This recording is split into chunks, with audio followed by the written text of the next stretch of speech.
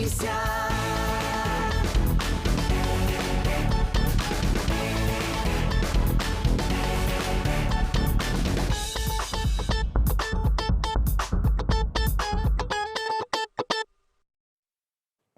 Ya, bismillahirrahmanirrahim. Assalamualaikum warahmatullahi wabarakatuh. Selamat pagi. Terima kasih terus kekal dan juga menonton kami di saluran TV1 Berita RTM. Di Selamat Pagi Malaysia pada pagi ini, saya Ismail Adnan. Dan juga saya Syahida Arifin. Kami akan bersama dengan anda selama 2 jam hari ini. Ialah hari Selasa kan. Mana-mana yang dalam perjalanan nak ke pejabat tu boleh terus saja ikuti kami di RTM Click untuk ikuti semua perkongsian dan juga perbincangan yang kita akan bawakan untuk anda pada pagi ini. Okey, Alhamdulillah. Dan seperti kebiasaan Syu, kita akan memulakan hari kita pada pagi ini dengan berkongsikan bersama dengan anda apakah antara kemas kini terbaru di akhbar-akhbar utama tempatan. Ayuh sama-sama kita berikan tumpuan. Sudah pastinya kita mulakan dengan portal Berita RTM. Ya, ini berkenaan tentang isu beras dan juga stok beras putih tempatan. Dalam perihal ini, Yang Amat Berhormat Perdana Menteri Datuk Seri Anwar Ibrahim menyatakan dan juga memberikan pengumuman bahawasanya kerajaan memperuntukkan subsidi 400 juta meningkatkan bekalan beras tempatan di pasaran, dan ini adalah untuk memastikan agar semua premis kerajaan menggunakan beras import sebagai langkah meningkatkan bekalan beras tempatan di pasaran. Maka dalam perihal kita mengimbangkan antara perbekalan beras tempatan dan juga beras import, subsidi ini masih lagi diberikan perhatian dan juga diberikan penumpuan oleh pihak kerajaan. Dan beliau juga mengatakan jumlah penggunaan beras tempatan melibatkan semua premis kerajaan adalah sebanyak 5% dan akan dipulangkan semula kepada kerajaan, kepada pasaran. Harga beras di beberapa negara sejak kebelakangan ini meningkat ya. Ekoran keputusan 18 negara menghadkan ekspor beras. Ini semua pasca COVID sebenarnya. Pasca COVID, lepas tu cuaca panas beberapa bulan yang lepas menyebabkan pengurangan penghasilan beras. Jadi sebab itulah banyak 18 negara yang tersenarai ini terpaksa menghadkan pengeksportan beras mereka untuk kegunaan tempatan. Jadi kita juga ada juga sebenarnya beras dan juga banyak sebenarnya intervensi kerajaan yang sedang dilaksanakan untuk memastikan bekalan beras itu sampai kepada anda semua. Jadi diharapkan sabar, jangan buat pembelian panik. Setakat ini beras itu masih lagi mencukupi. Jadi kita sama-sama perlu menjadi pengguna yang bertanggungjawab. Cuma perihal berkenaan tentang harga beras yang difahamkan berada dalam suatu keadaan yang menggusarkan pengguna, ini mungkin akan diterjemahkan dalam pengumuman dari semasa ke semasa oleh pihak kerajaan, khususnya kepada peruntukan belanjawan 2024. Apakah perihal berkenaan subsidi ini masih juga akan diberikan penumpuan secara menyeluruh. Seterusnya, kita juga akan memberikan sedikit perkongsian berkenaan tentang situasi jerebu pada ketika ini. Pihak Kementerian Kesihatan Malaysia dan juga Yang Amat Berhormat Timbalan Perdana Menteri juga menyeru agar golongan berisiko dinasihat peka amaran jerebu yang sedang melanda pada ketika ini, yang mana negara berdepan perubahan cuaca yang dinamik susulan peralihan monsun yang mengakibatkan cuaca panas dan kering. Okey, bila nak masuk jerebu ni perlu berhati-hatilah ya.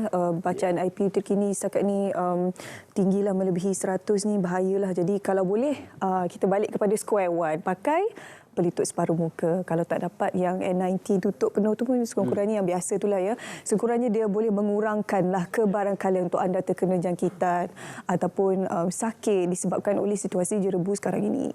Mengelakkan dan juga mengurangkan aktiviti di luar rumah, khususnya kepada anak-anak kecil dan juga mereka yang berisiko mempunyai masalah-masalah yang boleh diparahkan dengan situasi jerebu ini. Jadi kita harus berhati-hati dalam perihal ini. Dan seterusnya juga kita memberikan tumpuan kepada istiadat sambutan negara sempena lawatan negara Governor General New Zealand, yang mana Governor General New Zealand diberi sambutan negara di Istana Negara bersempena dengan lawatan negara sulung ke Malaysia selama 4 hari bermula kemarin. Okey, ketibaan Kiro bersama suami Dr. Richard Davis disambut oleh Kepada Yang Maha Mulia Seri Paduka Baginda Yang di-Pertuan Agong, di mana istiadat dimulakan dengan nyanyian lagu kebangsaan New Zealand dan Malaysia oleh Pancaragam Pusat Tentera Udara Diraja Malaysia, disusuli tembakan meriam 21 das. Kami difahamkan Governor General New Zealand ini merupakan lawatan pertama kali ke Malaysia setelah menjadi Governor General New Zealand, dan juga selepas istiadat itu kedua-dua pemimpin turut mengadakan pertemuan pertemuan di Dewan Seri Maharaja diikuti Majlis Penanaman Spesies Orkid baru. Okey, untuk mempereratkan dan memperkukuhkan hubungan dua hala antara kedua-dua negara, Malaysia dan juga New Zealand. Dan kita beralih seterusnya, masih lagi kita menyeru dan juga memberikan sokongan kepada atlet negara yang bertanding di Sukan Asia pada tahun ini. Kedudukan carta pingat Sukan Asia 2022 yang mana China masih mendahului dengan kutipan 147 emas. Namun sebegitu, setakat semalam ataupun 2 Oktober, negara kita Malaysia masih memperoleh 3 emas, 4 perak dan 14 gangsa. Jadi ini kemas kini dan sudah pastinya China selaku tuan rumah masih lagi mendominasi Sukan Asia untuk edisi kali ini. Okey, kita tinjau sekejap sukan-sukan yang akan dipertandingkan. Dota 2. Tim Dota 2 akan pastikan Malaysia untuk terus tuai pingat. Perinciannya di sini hanya 6 pingat lagi diperlukan Malaysia untuk mencapai sasaran selepas Kem E Sukan mengadakan pingat yang ke-21 kontingen negara meraih gangsa dalam permainan Dota 2 di Pusat E Sukan Hangzhou semalam. Malaysia yang disertai ataupun dibarisi oleh Chan Kok Hong, Cheng Jin Xiang, Tian Jun Wei, Ng Wei Pung dan Yap Jian Wei tidak berdepan masalah meraih kemenangan 2-0 ke atas Kyrgyzstan. Okey. Ya, kita ucapkan tahniah kepada atlet dan juga kontingen e-sukan. Sudah tiba masanya e-sukan juga diberikan penumpuan yang lebih menyeluruh apabila menghasilkan banyak pingat dan juga pencapaian yang membanggakan buat negara. Itu antara perkembangan utama tempatan yang kita bawakan pada pagi ini bersama dengan anda di Selamat Pagi Malaysia. Kita nak berehat seketika, Syuk. Ya, kembali selepas ini ada banyak topik menarik kita akan bawakan untuk anda. Jangan ke mana-mana.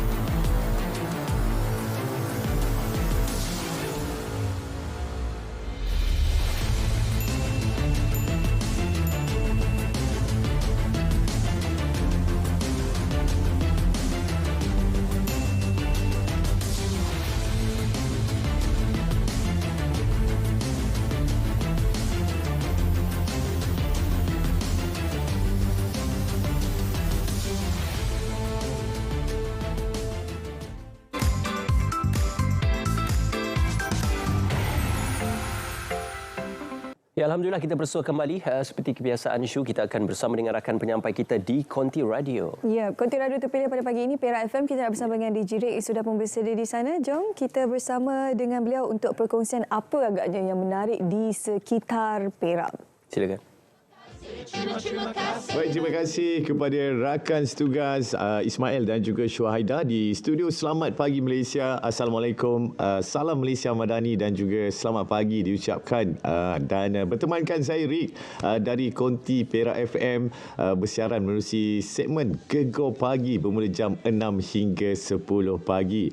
Okey, dan juga selamat pagi kepada Koma yang menonton kami di saluran TV1 ketika ini secara langsung, juga menerusi berita RTM My Preview 1, 2, 3 dan apa yang boleh saya kongsikan bersama dengan anda pada pagi ini. Tentunya antara cerita-cerita yang menarik dari negeri Perak dan bersempena dengan tahun melawat Perak 2024. Apa yang saya boleh kongsikan mengenai tempat-tempat yang menarik di negeri Perak. Jadi jom kita mulakan dengan Muzium Matang Kota Ngah Ibrahim. Sekiranya anda menjejakkan kaki di Taiping, jangan lupa untuk singgah ke Muzium Matang, yang mana muzium ini dibuka secara rasmi pada tahun 2004, manakala Kota Ngah Ibrahim pula diwartakan sebagai bangunan warisan pada 2009.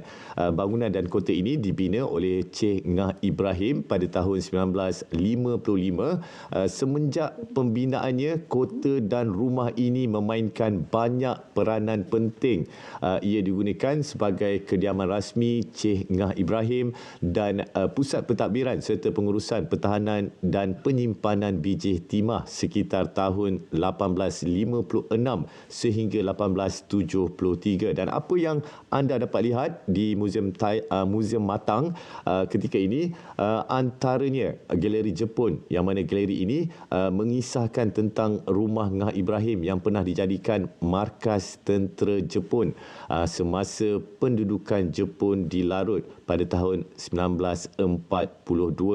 Dan pejabat Ngah Ibrahim, alatan pertanian dan banyak lagi lah yang kamu boleh lihat. Jadi ayuh berkunjung ke Muzium Matang Kota Ngah Ibrahim. Dan juga selain itu, apa yang boleh saya kongsikan bersama dengan anda mengenai perkembangan semasa negeri Perak. Kalau kamu nak tahu ataupun yang mana anda nak tahu, Perak antara 5 negeri yang teratas yang berjaya tarik pelabur. Negeri Perak adalah antara 5 negeri teratas menarik sebahagian besar pelabur yang telah diluluskan dengan peningkatan sebanyak 550% bersamaan dengan 1.3 bilion ringgit berbanding suku tahun 2022. Pencapaian tersebut adalah berdasarkan pelaburan bagi tahun 2023 dari Januari hingga Mac. Dan juga selain itu, antara perkembangan semasa di negeri Perak, Perak perkukuh sekuriti makanan, yang mana Perak memperkukuh sekuriti makanan negeri menerusi usaha meningkatkan nisbah sara diri bagi memenuhi permintaan domestik. Menurut Menteri Besar Datuk Seri Syarani Mahmud berkata, ketika ini banyak sektor pertanian sebanyak 13 jenis tanaman pertanian di negeri Perak ni yang terpilih mencatatkan kadar sara diri melebihi 100% bagi tahun 2022. Dan yang terakhir, boleh saya kongsikan bersama dengan anda mengenai rancangan baharu di Perak FM. Bermula Oktober ini, Perak FM menampilkan pelbagai pembaharuan rancangan, antaranya penyampaian Warta Perak yang lebih segar, menarik, dan anda boleh ikuti Warta Perak secara langsung setiap hari jam 2 dan juga jam 8 pagi hingga 4.30 petang. Okey, jadi sekian dahulu apa yang dapat saya kongsikan bersama dengan anda dari Konti Perak FM bersama saya Rick. Semoga anda terhibur dan mendapat manfaatnya. Jadi setakat ini dahulu perkongsian saya. Kita kembali bersama rakan setugas Ismail dan juga Syuhaida di studio Selamat Pagi Malaysia. Terima kasih. Okey, terima kasih DJ Ring untuk perkongsian daripada Perak FM tu saya Seleksi Pagi. Daripada perkara tersebut, kita nak berbincang berkenaan dengan satu lagi perkara lain berkenaan bagaimana untuk kita mengurus institusi pendidikan tinggi melalui jaminan kualiti. Kita selalu ataupun seringkali bercakap berkenaan kebolehpasaran graduan dan sebagainya. Tapi dari mana datangnya graduan-graduan yang boleh dipasarkan ini yang mempunyai kualiti yang baik? Pastinya daripada jaminan kualiti yang baik juga. Jadi hari ini kita nak bercakap berkenaan kepentingan jaminan kualiti ini. Kita bersama dengan seorang tetamu di studio. Saya perkenalkan terlebih dahulu, iaitu Profesor Dr. Aziza Abdullah selaku penolong Naib Chancellor Institut Kualiti dan Perkembangan Ilmu INKA UiTM. Prof Aziza, Assalamualaikum, selamat pagi. Salam, terima kasih Su. Sama-sama. Okey, kita nak bercakap berkenaan kepentingan jaminan kualiti ini. Kalau Prof boleh kongsikan bagaimana sebenarnya kualiti ini memainkan peranan untuk kita memastikan agar institusi pendidikan tinggi kita sentiasa berkualiti. Kalau kita tengokkan kepada kualiti itu bermaksud ia adalah satu perjalanan. Okey, perjalanan yang menuju destinasi. Destinasi itu berubah-ubah mengikut kepada landscape yang bersesuaian pada waktu itu. Jadi kalau kita nak, kenapa perlunya kita mempunyai sesuatu yang berkualiti adalah untuk mendapat keyakinan daripada masyarakat, stakeholders. And then yang lagi satunya, kita macam yang Shu mention awal tadi, kita akan memerlukan somebody yang berkualiti, graduannya berkualiti. Jadi dengan ini, dengan adanya penglibatan gerakan kualiti ini, ia akan menghasilkan graduan yang holistik, yang memenuhi konsep madani yang kita perkatakan sekarang lah. Okey, juga ada banyak lagi sebenarnya perkara-perkara lain yang kita boleh kongsikan kepentingan jaminan kualiti ini, antaranya transparansi dan accountability. Bagaimana ialah ini boleh disumberkan melalui penjaminan kualiti pendidikan tinggi ni? Kalau kita tengokkan apa yang dimaksudkan dengan transparansi dan accountability itu adalah kita bermaksud apa yang kita jalankan di sesuatu organisasi itu menggambarkan yang kita mematuhi kepada keperluan kalau dari segi institusi pengajian tinggi, keperluan daripada Kementerian Pendidikan Tinggi dan juga badan piawaian kita iaitu Malaysian Qualification Agency MQA ataupun Agensi Kelayakan Malaysia. Jadi accountability kita adalah sesuatu yang kita sepatutnya mengambil tanggungjawab terhadap apa yang kita jalankan, apa yang kita keluarkan. Jadi itu yang kita nak tengok, yang kita dapat melalui jaminan kualiti. Dan ini juga akan membina satu kepercayaan daripada masyarakat, Prof. Ya, betul. Dengan ialah sesebuah institusi pendidikan yang mempunyai kualiti yang menjaminkan ini. Ya, kalau Prof boleh kongsikan bagaimana sebenarnya untuk kita memastikan agar ataupun kepentingan kepercayaan masyarakat ni terhadap institusi pendidikan ini. Kita untuk kita kalau kita perhatikan dalam sesuatu proses pengeluaran graduan ni kita akan ada input, kita ada proses dan kita ada output lah. So apa yang berlaku, kita perlukan kepercayaan daripada masyarakat yang bahawa proses yang kita jalankan dalam satu-satu institusi itu adalah satu proses yang bagus. Dan kita kita tak boleh keluar daripada sasaran dan perjalanan kita. Jadi yang kita perlukan tadi seperti yang saya sebut tadi, pematuhan kepada undang-undang dan juga standard tadi. Kita buatkan penambahbaikan secara berterusan. Bila kita ada kita katakan dalam konsep Kementerian Pengajian Tinggi ini, institusi pengajian tinggi ini, kita ada MQA. So MQA inilah yang satu badan yang mengawal selia apa yang kita buat. Jadi kita perlu patuh kepada MQA tadi. Okey, secara amnya bagaimana Prof melihat setakat ini pengurusan kualiti di universiti? Kalau kita tengok ada dua jenis pengurusan kualiti ni. Satu adalah pengurusan kualiti akademik. The other one is pengurusan kualiti universiti. Jadi macam mana kita mengurus universiti, macam mana kita mengurus program akademik. So dia adalah sesuatu benda yang berbeza. Kalau orang tengok berbeza arah, tetapi sebenarnya yang complement each other. Dia akan complement each other. Kalau Prof boleh kongsikan bagaimana pengurusan akademik dan juga universiti ini boleh ialah memberikan sedikit perbezaan dan bagaimana kedua-dua ini boleh bergerak seiring untuk memastikan agar ialah jaminan kualiti dalam institusi pendidikan tinggi ini. Okey, kalau kita tengokkan daripada segi akademik, kita tengok pada program. Kalau daripada segi institusi, kita tengok institution itself, the institusi. Jadi kalau kita tengok di Malaysia ni, kita ada dua jenis pengurusan. Pengurusan akademik itu kita mengikuti sesuatu guideline, panduan daripada Kementerian Pengajian Tinggi dan juga MQA. MQA ni dia ada satu standard yang dipanggil Code of Practice for Program Accreditation. Itu sangat penting untuk semua graduan dan juga pelajar, bakal pelajar perlu tahu berkaitan dengan sesuatu program dalam suatu institusi itu adalah mendapat pengiktirafan daripada pihak MQA. Jadi apakah bentuk piawaian yang akan digunakan untuk memastikan program-program ini bersesuaian dengan keadaan dan situasi semasa? Jadi kalau kita tengokkan di dalam KOPA itu, dia ada bahagian-bahagian yang membincangkan berkaitan dengan kurikulum. Jadi bahagian yang kurikulum tu adalah sesuatu yang sentiasa berubah mengikut landscape keperluan pada masa itu. Jadi sesuatu kurikulum itu bila dibentuk, dia akan melihat kepada apa yang dipanggil needs analysis. So memang sesuatu program itu perlu ditambah baik sentiasa. Jadi ini adalah selaraslah dengan jaminan kualiti yang mana menekankan kepada penambahbaikan berterusan. Penambahbaikan berterusan tu yang kita mahu tu. Cumanya kan kadang-kadang trend semasa dalam institusi pendidikan tu juga berubah, Prof, mengikut zaman. Kalau macam kita boleh bagi contoh sekarang ni yang paling jelas, dulu mana ada guna sangat, tidak popular lah penggunaan komputer riba dalam kelas untuk buat assignment dan sebagainya. sebagainya. As time goes by, apabila masa itu berlalu, penggunaan komputer riba ni semakin relevan, internet semakin relevan dan sekarang ini makin rancak penggunaannya.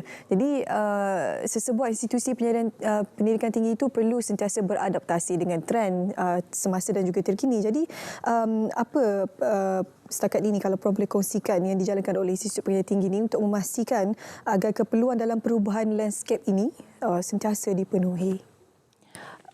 Kami di pengajian tinggi memang sentiasa mengalung-alungkan perubahan ini, dan sebenarnya kalau kita perhatikan kebanyakan kita juga diberi kebenaran untuk menjalankan program yang konvensional itu bukan hanya face to face tetapi juga secara online. Jadi maknanya sekarang pelajar kemungkinan boleh berada di mana-mana untuk mengikuti kuliah kami. Itu yang salah satu inisiatif yang kita gunakan untuk mengadaptasi keperluan semasa. Dipanggil sebagai COPA ODL? COPA ODL tu yes. Itu COPA ODL tu untuk open distance learning. So yang itu adalah satu standard yang kalau kita nak buat ODL tu dia slightly berbeza daripada konvensional.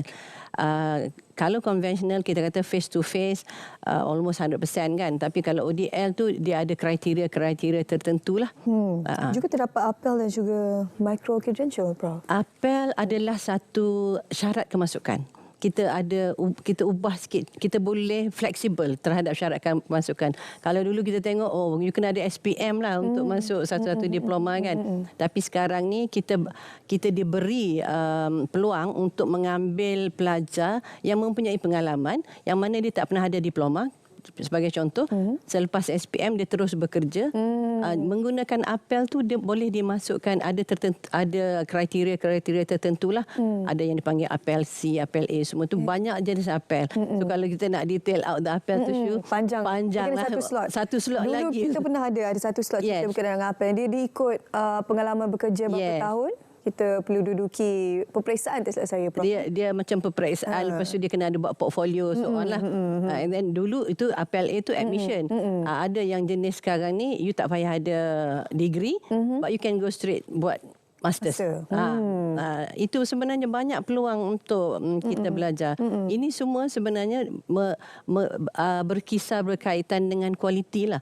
Tapi kita ada guideline. We can do that, tapi kita ada guide yang tertentu yang kita boleh gunakan. Maksudnya tidaklah sewenang-wenangnya Institut Pendidikan Tinggi menerima pelajar. Maksudnya mereka masih lagi perlu melalui satu proses yang tertentu, tetapi orang kata syarat ni tu bukan kurang, cuma dipermudahkan mengikut dengan situasi semasa. Contohnya macam apel ni kan. Okey, kalau juga Prof boleh kongsikan penglibatan warga-warga yang tertentu dalam usaha untuk membudayakan jaminan kualiti di universiti ni. Kalau kita sebut tadi, kita kata bila sebut universiti je, you will think about the program kan. Tetapi sebenarnya untuk sesuatu program itu berjaya dijalankan, ia memerlukan sokongan daripada semua pihak, sama ada pihak pentadbiran atau pihak akademik. Tapi ada satu badan yang kita perlu tengokkan, hal ehwal pelajar, yang di samping itu juga inovasi.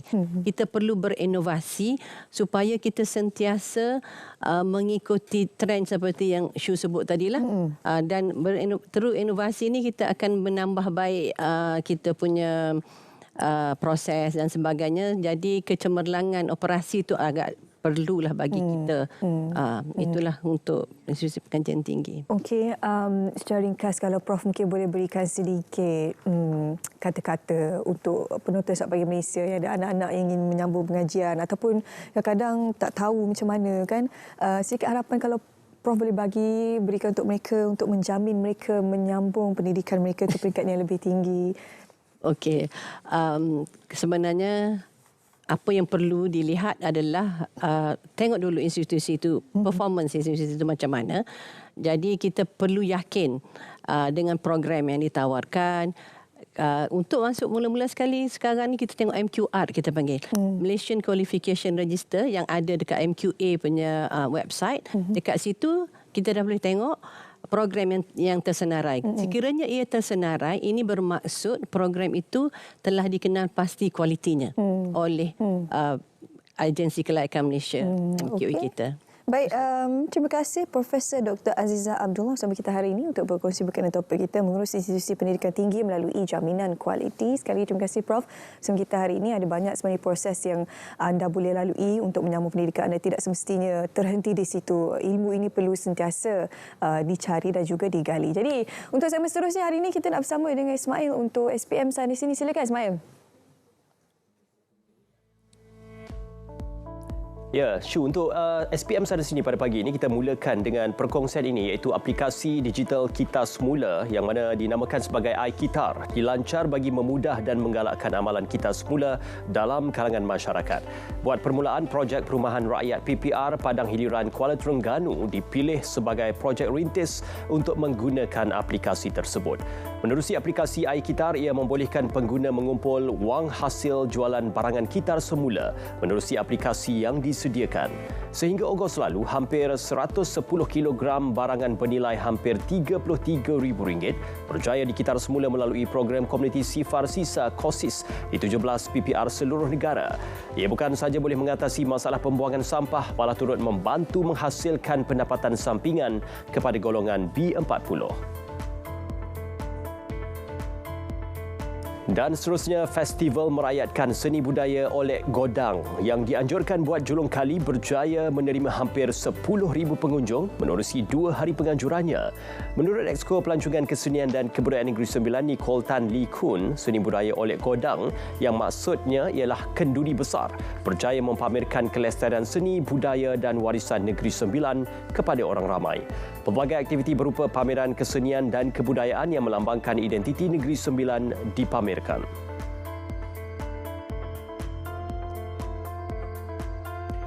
Manakala kemenangan 7 filem pendek animasi di pelbagai pentas berprestij bukti industri animasi negara setanding peringkat antarabangsa. Menurut Ketua Setiausaha Kementerian Komunikasi dan Digital Datuk Muhammad Fauzi Mat Isa, bagi mengetengahkan laki karya ini, kesemua filem animasi berkenaan akan mula ditayangkan pada Festival Filem Animasi MAFF bermula 5 Oktober nanti.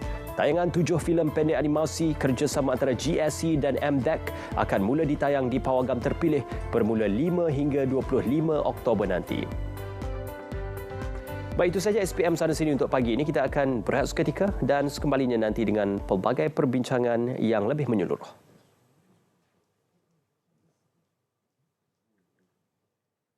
Okey, sebelum kita berehat itu, apa kata sama-sama kita ikuti satu lagi topik yang seterusnya kali ini juga berkisahkan tentang pendidikan sebenarnya.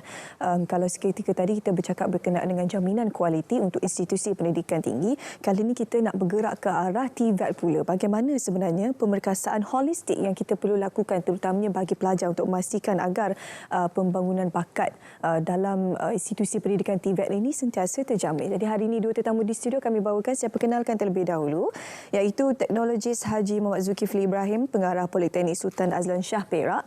Juga kita bersama dengan Haji Azirin Abdul Aziz selaku Pengarah Bahagian Ambilan dan Pembangunan Pelajar Jabatan Pendidikan Politeknik dan College Community. Assalamualaikum dan selamat pagi untuk kedua-duanya. Waalaikumsalam. Okey, TVET ni adalah salah satu orang kata bidang kemahiran institusi pendidikan yang semakin mendapat perhatian sebenarnya terutama daripada anak-anak muda kan. Cumanya kalau Haji, kalau boleh kongsikan terlebih dahulu ya, bagaimana sebenarnya Jabatan Pendidikan Politeknik dan juga College Community memainkan peranan untuk menerapkan pembangunan bakat ini dalam sektor TVET ini. Baik, terima kasih.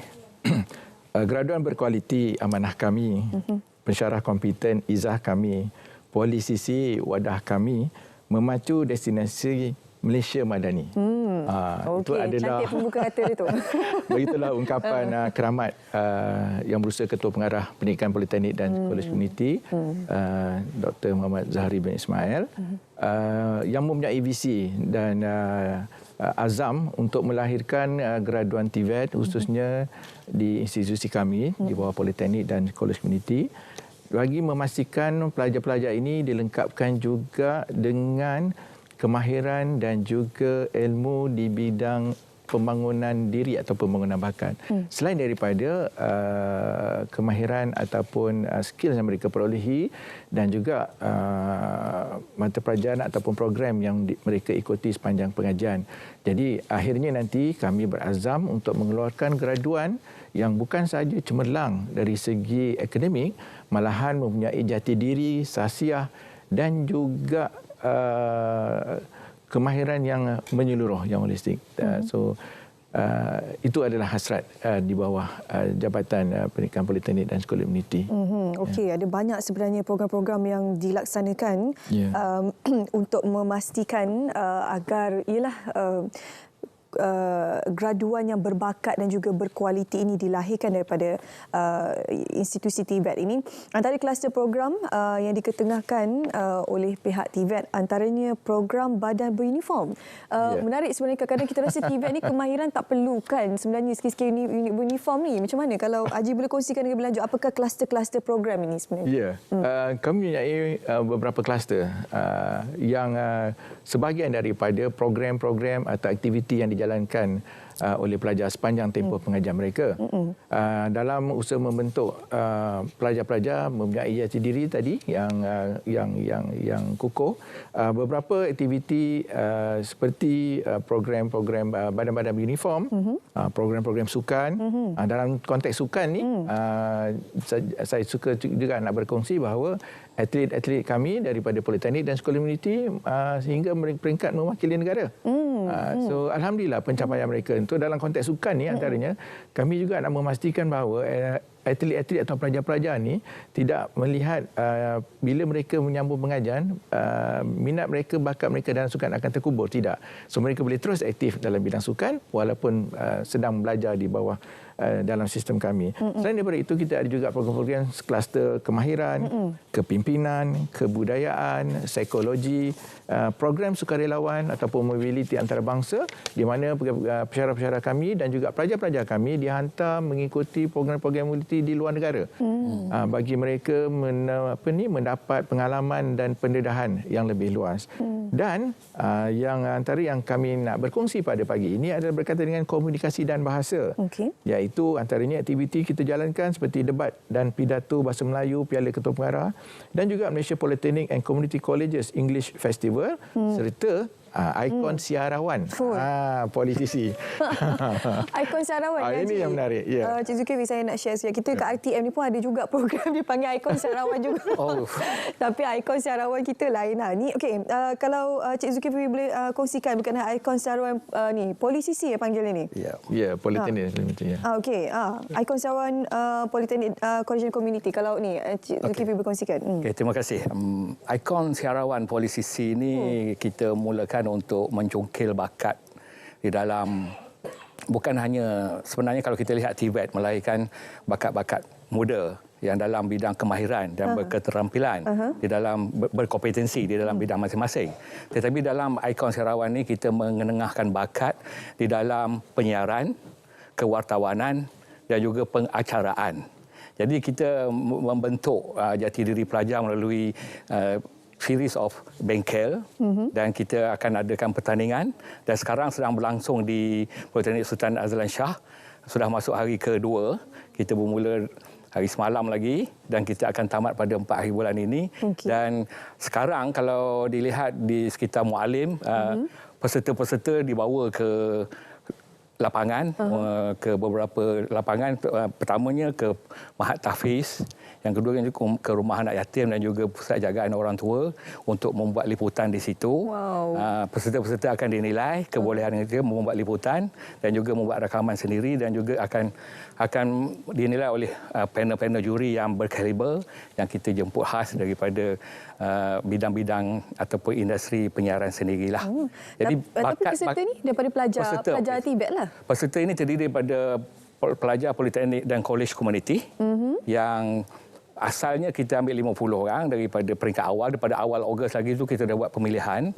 Pelajar peserta dikehendaki menghantar video dan kita buat pemilihan dan 30 peserta akhir telah pun dipilih dan sedang berkampung di Pisah sekarang ini.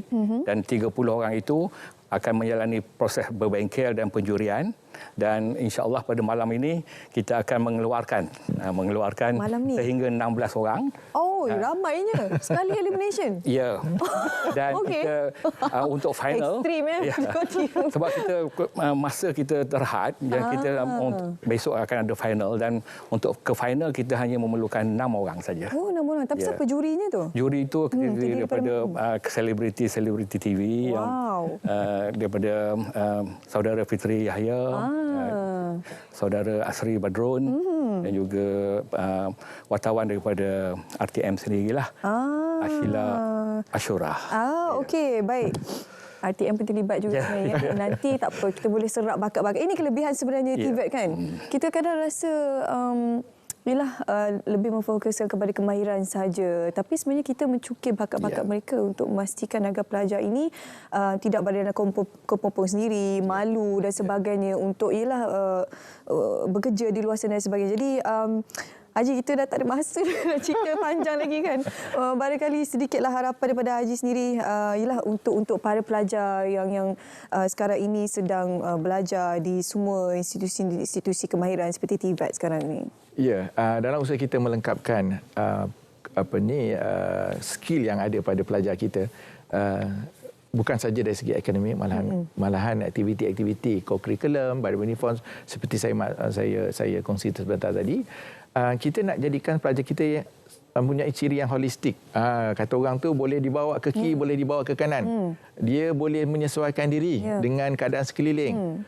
Dari segi komunikasi bersama dengan pihak luar, mudah berbicara dan sebagainya. Antara produk, saya nak berkongsi sedikit antara produk daripada Ikon Siarawan ni, hasil daripada program kami ni yang sedang bertugas di RTM. Sirul Islam.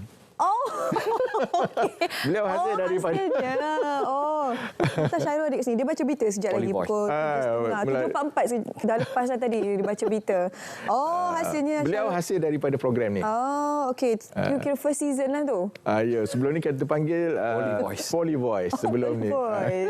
Okey, tahniah kita ucapkan semoga pihak polisi ni dan juga TVET sentiasa mara ke hadapan untuk menghasilkan lebih banyak lagi bakat-bakat yang berkualiti dan juga holistik. Terima kasih kepada Haji dan juga Cik Zulkifli bersama kita hari ini untuk berkongsi berkenaan dengan pembekasan holistik pelajar TVET melalui pembangunan bakat. Seterusnya kami nak bawa anda ke Cerita Pagi Pulau Pinang. Kita nak bersama dengan rakan penyampai Hanis Ismail yang akan berkongsi berkenaan teknologi rektorat dalam pembungkusan makanan. Silakan. Baik, terima kasih. Assalamualaikum warahmatullahi wabarakatuh. Salam Malaysia Madani. Teknologi pembungkusan makanan yang mula mendapat sambutan di Malaysia adalah dengan menggunakan kaedah RITOT. Dikatakan ia dapat menjamin mutu dan kesegaran makanan selain boleh disimpan sehingga 2 tahun. Jadi untuk mengetahui lebih lanjut mengenai teknologi ini, kita bersama-sama Cik Husna Izzati Hasaruddin yang merupakan tenaga pengajar dan pengusaha RITOT. Assalamualaikum, apa khabar? Waalaikumsalam. Baik, alhamdulillah. Baik, boleh kongsikan mengenai teknologi RITOT ini? Okey, teknologi RITOT ni adalah teknologi yang sebenarnya dah wujud sekian lama, tetapi baru diketahui oleh rakyat Malaysia sekarang ni. So teknologi RITOT ni merupakan salah satu proses kita kata untuk mematikan mikroorganisma, ataupun English terms dia kita panggil sterilization. So kalau kebiasaannya masakan yang kita masak di rumah ni kita biarkan begitu sahaja, dalam tempoh 1-2 hari dia sudah akan mula ada pertumbuhan mikroorganisma. So bila ada pertumbuhan mikroorganisma ni bermaksud sedikit demi sedikit akan mengalami perubahan daripada segi warna, rasa, bau dia akan berlendir, dia berbau busuk lah, berbau basi kan. So dengan teknologi RITOT ni produk masakan yang dimasak tu kita akan kita pack dia dalam satu pouch yang special, kita panggil RITOT pouch lah, kebiasaannya yang difahami semua orang, RITOT pouch. So kita akan masukkan masakan yang dimasak tu ke dalam RITOT pouch, kita akan seal dan kemudiannya kita akan kita akan RITOT lah kiranya produk yang telah dipack itu. So perbezaan sterilization yang kita gunakan ni, kalau kebiasaannya kalau dengan pekakasan biasa di rumah, suhunya tak akan boleh melebihi 100 darjah 100 degree Celsius. So dengan mesin Ritot ni disebabkan dia specialized machine yang boleh control pressure, so kita dapat menaikkan suhu daripada 100 ke hingga 121. Itu adalah suhu Ritot untuk kebanyakan produk. So bila kita capai suhu 121 degree Celsius tu, bermaksud insya-Allah semua mikroorganisma yang mampu merosakkan produk makanan atau minuman tu dapat dimatikanlah, dapat dihapuskan. So dia akan secara tak langsung dia tahan lama jadinya. Dan kita tahu kelebihan penggunaan teknologi Ritot ni banyak makanan tahan lama. Selain itu apa lagi? Okey, selain dia tahan lama, satu lagi keistimewaan dia, dia dapat orang kata rasa warna semua still sama. Cumanya dia ada teknik-teknik tertentulah, teknik-teknik special untuk kita nak masak supaya dapat hasil yang maintain rasa yang sama.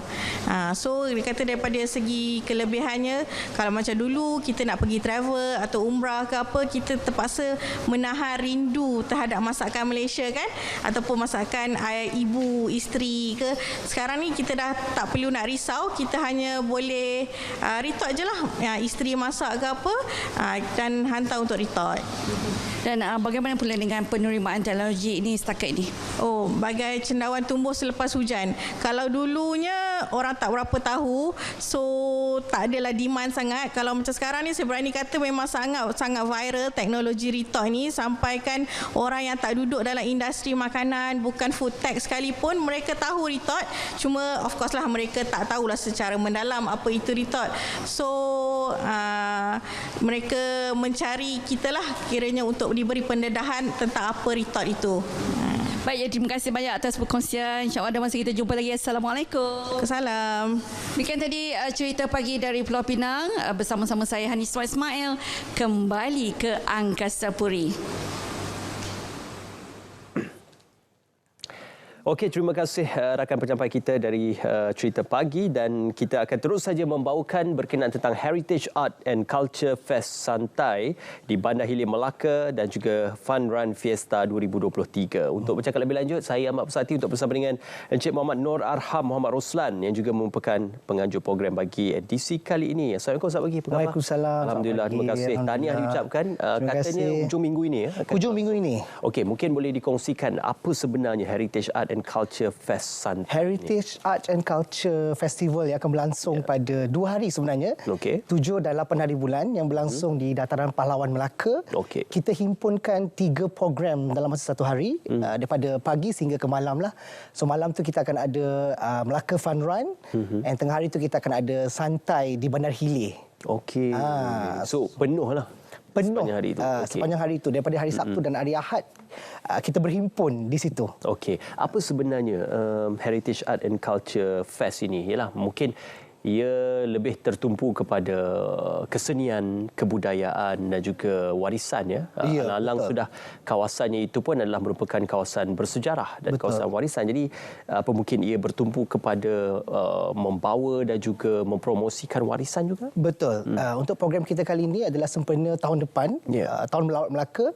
So Heritage Art Culture Festival ni adalah menghimpunkan dari segi jenis masakan orang Melaka, pelbagai kebudayaan yang ada di Melaka yang kita akan pamerkan pada hari 7 dan 8 Oktober inilah.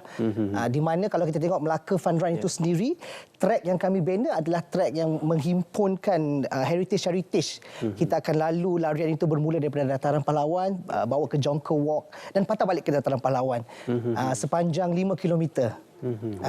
Okey, maknanya mengelilingi Dataran Pahlawan.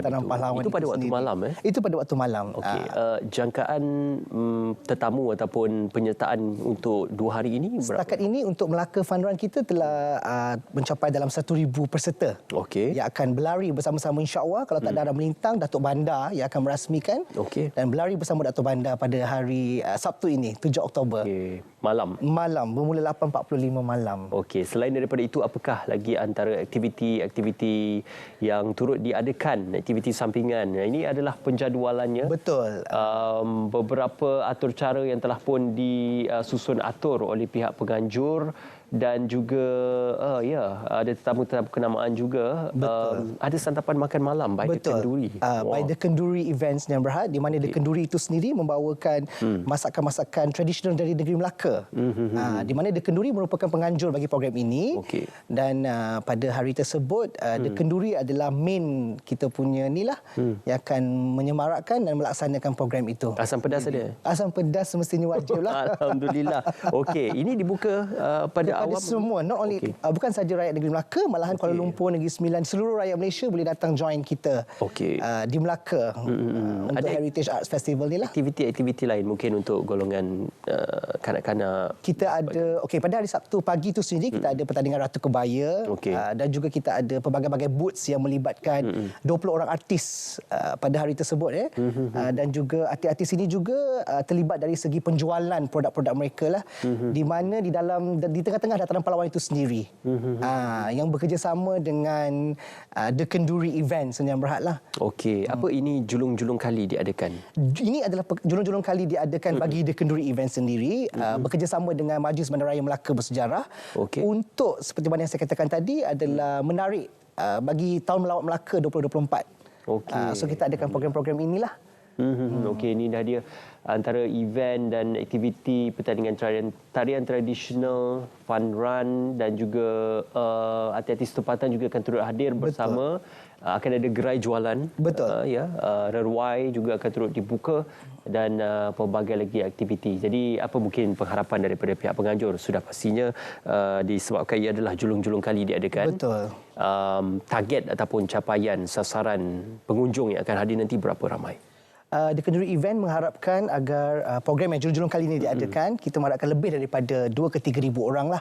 Kerana pada hari itu kita memilih sendiri Sabtu dan Ahad tu disebabkan cuti. Waktu cuti. Jadi harapan kita sangat besar untuk semua di luar sana yang menonton Selamat Pagi Malaysia hari ini untuk bersama-sama kita pada 7 dan 8 Oktober di dataran Palawan Melaka untuk Heritage Art and Culture Festival. Okey, alright. 2 hari berlangsung dari pagi sampai ke malam. Sehingga ke 10.30 malam. Kita ada konsert jugalah pada malam itu. Malam itu ada konsert. Sabtu malam Minggu. Okey, jadi untuk alokasi dan juga untuk tujuan parking dan sebagainya lebih mudah kerana di kawasan itu juga adalah kawasan yang easy access ya. Easy access. Okey, dan untuk persiapan bagi sepanjang 2 hari itu mungkin pihak penganjur sudah pun mula mempersiapkan saat-saat akhir dan sebagainya. Jadi bagaimana peratusan persiapan sehingga kita sekarang dah dalam 60% lah sehingga ke hari ini, sebab hari Jumaat kita akan ada fully rehearsal. Melibatkan ambulans, badan-badan yang terlibat dari segi keselamatan apa semua, sebab malam tu kita ada Melaka Fun Run. Persiapan dikatakan dalam 60% telah siap lah sehingga ke hari ini. Jadi by Jumaat tu memang dah fully 100%. Kita menerima pengunjung untuk meraihkan Heritage Art Culture Festival ni. Okey, dan acara ini mendapat kerjasama daripada Kerajaan Negeri Melaka. Betul juga. Kita mendapat kerjasama daripada Majlis Bandaraya Melaka Bersejarah lah. Alhamdulillah, mungkin selepas ini akan banyak lagi lokasi-lokasi menarik yang akan dilaksanakan bersama-sama. InsyaAllah. Okey. Dan di kesempatan ini mungkin pihak penganjurnya boleh sama-sama mengajak dan juga mempersilakan hadirin ataupun rakyat Malaysia yang ingin hadir. Bukan saja di negeri Melaka tetapi juga di sekitarnya untuk hadir beramai-ramai ke program Heritage Art and Culture Festival. Betul. So di kesempatan ini kita nak The Kenduri Event ingin mengajak anda semua beramai-ramai meraihkan Heritage Art Festival di Melaka pada 7 dan 8 hari bulan, bermula pada pukul 10 pagi hingga pukul 10 malam. Penyertaan masih lagi boleh dibuka terus ke IG rasmi kita lah, The Kenduri Event. And then kita jumpa di sana. Okey, insya-Allah. Selamat maju jaya dan juga bagi mereka yang ingin hadir dan juga datang beramai-ramai, boleh datang awal. Boleh datang awal. Boleh juga menyertai fun run, itu masih dibuka. Masih lagi dibuka. Okey, penyertaannya mungkin boleh ke laman media sosial The Kenduri Event. The Kenduri Event di Instagram. Di Instagram. Okey, boleh ke boleh Instagram. Boleh dapatkan detail di situlah. Okey, di Kenduri Events Instagramnya boleh dapatkan maklumat dan juga boleh melakukan pendaftaran di sana. Selamat maju jaya dan juga tahniah diucapkan ucapkan untuk penganjurannya. InsyaAllah ini satu acara yang berfokus kepada merakyatkan dan juga meramaikan, malah memberikan juga impak dan juga kesan kepada Dataran Pahlawan dan juga Melaka selaku bandaraya bersejarah. Terima kasih di Kenduri Event dan juga terima kasih pihak penganjur untuk acara yang akan berlangsung pada Sabtu dan juga Ahad nanti. Kita akan berehat seketika dan selepas ini juga kita akan bercakap berkenaan tentang istiadat penganugerahan Panji-Panji Regimen Batalion ataupun Panji-Panji Regimen Askar Melayu Diraja yang akan berlangsung pada 4 Oktober 2023. Jadi kita dah berehat seketika dan kita akan kembali selepas ini.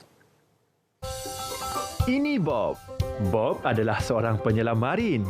Setiap hari, Bob mendapati semakin banyak plastik dihanyutkan ke dalam laut.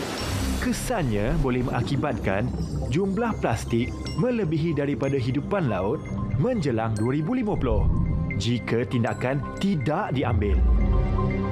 Dianggarkan 50% plastik yang dihasilkan adalah plastik sekali guna dan 13 juta tan plastik dihanyutkan ke laut.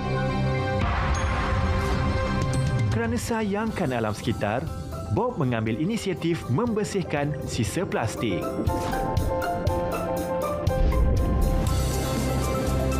Kita semua boleh memainkan peranan dalam menjaga alam sekitar. Hindari plastik sekali guna. Untuk maklumat lanjut, sila layari laman sesawang berikut.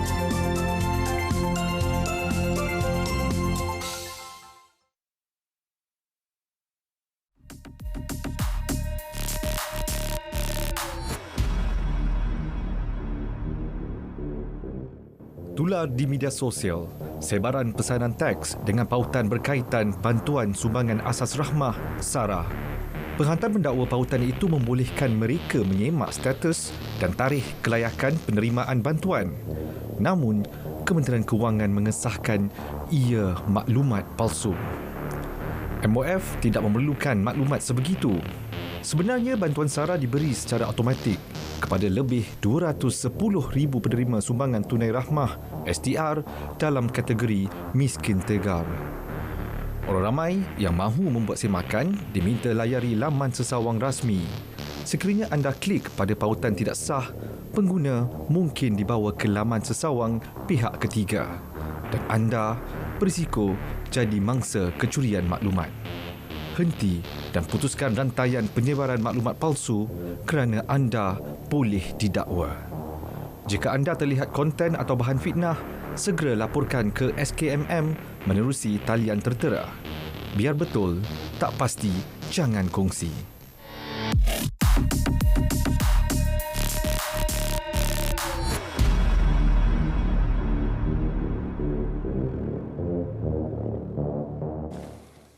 Baik, kita bersua kembali isu kali ini cukup istimewa kerana kita akan bercerita berkenaan istiadat penganugerahan Panji-Panji Regimen Batalion ke-23 Regimen Askar Melayu Diraja RAMD yang akan bertempat di Kem Perdana Sungai Besi pada 4 Oktober 2023. Ya. Jadi untuk bercakap dengan lebih lanjut berkenaan istiadat penganugerahan Panji-Panji Regimen Batalion ke-23 RAMD ini, kita bersama dengan seorang tetamu di studio. Saya perkenalkan terlebih dahulu Ismail dan juga penonton, iaitu Assalamualaikum, selamat datang diucapkan kepada Lieutenant General Datuk Pahlawan Haji Muhammad Huzaimi Sabri, Panglima Medan Barat Tentera Darat. Assalamualaikum, selamat pagi. Assalamualaikum. Masya-Allah, terima kasih Datuk kerana bersama dengan kami. Datuk, untuk sebelum kita memulakan acara pada hari ini, untuk pengenalannya kepada penganugerahan Panji-Panji Regimen Batalion ke-23 Regimen Askar Melayu Diraja. Sudah pastinya dalam setiap perkhidmatan itu dia akan dianugerahkan Panji-Panji Regimen. Tetapi bagaimana pula untuk penganugerahan Panji-Panji Regimen difahamkan kepada Batalion ke-23 RAMD? Mungkin boleh diperjelaskan berkenaan signifikannya penganugerahan Panji-Panji Regimen ini. Bismillahirrahmanirrahim. Assalamualaikum warahmatullahi wabarakatuh dan salam Malaysia Madani untuk semua.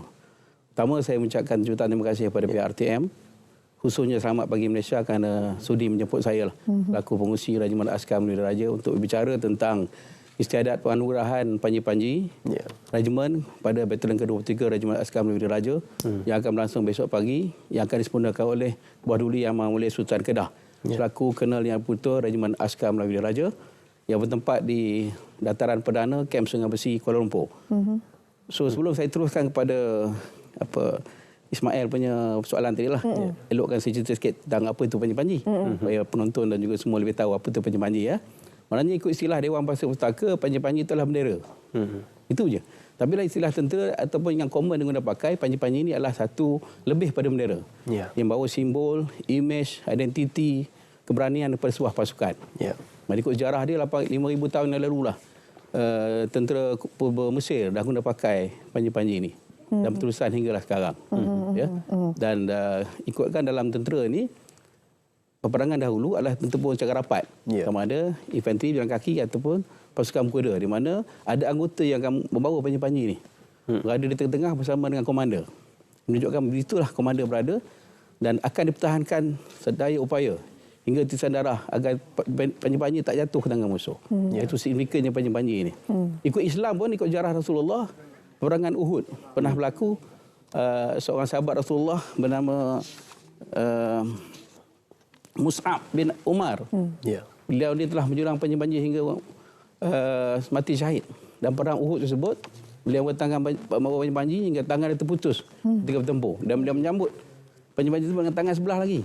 Kan? Berlaku lagi pertempuran menyebabkan tangan yang bawa panji pun putus, diletak oleh musuh dan beliau terpaksa merapatkan lengan dia, tahankan panji-panji agar tidak jatuh. Namun beliau mati syahid, tetapi panji-panji tersebut telah diambil oleh sahabat yang lain agar tidak jatuh dan gugur. Itu menunjukkan betapa pentingnya panji-panji inilah. Balik pada soalan pada 23 Melayu ni, sebenarnya batalion ke-23 Melayu ni adalah batalion ke-23 dalam Regimen Askar Melayu Diraja.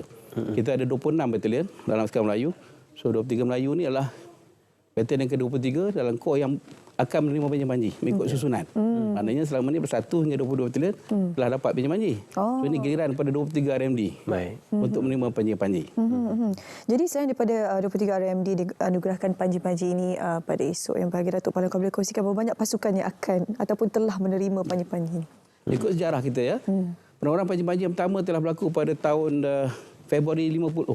Pada batalion pertama Regimen Askar Melayu Diraja. Dan telah dianugerahkan oleh Sir Henry Gurney pada masa itu. Penjara tinggi British di Malaya yang mewakili Queen Elizabeth II. Itu yang pertama sejarah timur. Lepas tu akan berlaku lagi penganugerahan kepada beberapa buah pasukan dan juga perkhidmatan yang lain.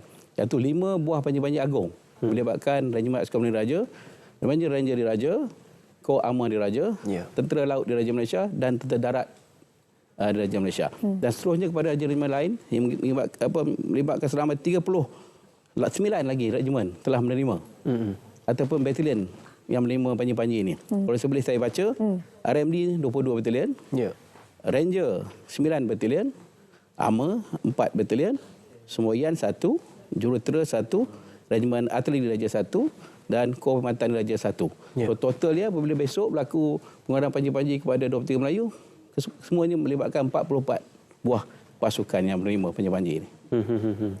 Ini kesempatan terbaik ya, Datuk, untuk berkongsikan sejarah berkenaan batalion ke-23 Regimen Askar Melayu Diraja, Datuk. Baik. Seperti yang saya tadi, 23 Melayu ni adalah, saya sebut 23 Melayu lah. Lebih mudah kan. 23 RMD ni lalu disebut oleh tentera 23 Melayu. So batalion ke-23 dalam Regimen Askar Melayu Diraja. Ada 26 batalion seperti tadi kan. So dia yang batalion ke-23 ditubuhkan pada 1 Mac 79 di Kamp Sikamat Negeri Sembilan. Keanggotaan dia adalah daripada batalion ke-11 Regimen Askar Wataniah yang telah dibubuhkan dan disuturkan semula menjadi 23 Regimen Askar Melayu Diraja. Sejak dari itu, batalion ini telah ditempatkan di 5 buah tempat. Bermula daripada Kamp Sikamat Negeri Sembilan, Kamp Kanowit Sarawak, Kamp Rasah Negeri Sembilan, Kamp Sanakan Sabah dan terakhirnya adalah Kamp Go Permai di Ipoh mulai tahun 89 hinggalah sekarang. Jadi telah banyak mengambil perubahan tempat dan juga pengalaman dalam menjalankan tugas. Dan boleh saya sebut sikit ni. Tukang kata pasukan ni agak unik. Lalunya kita guna tukang kata dalam bahasa Melayu. Tapi dalam bahasa Melayu ni dia menggunakan bahasa Arab. Hubbul watan minal iman, tukang kata dia. Maksudnya cintakan watan ataupun negara ini sebahagian daripada iman. Itulah tukang kata yang agak unik. Dan sehingga kini dah ada 25 orang pemerintah yang merintah pasukan ini sejak di perubahan hingga sekarang. Dan yang menjadi uniknya, pemerintah yang ke-13 adalah Panglima Tentera sekarang ni, iaitu Jeneral Tan Sri Datuk Seri Muhammad bin Abdul Rahman.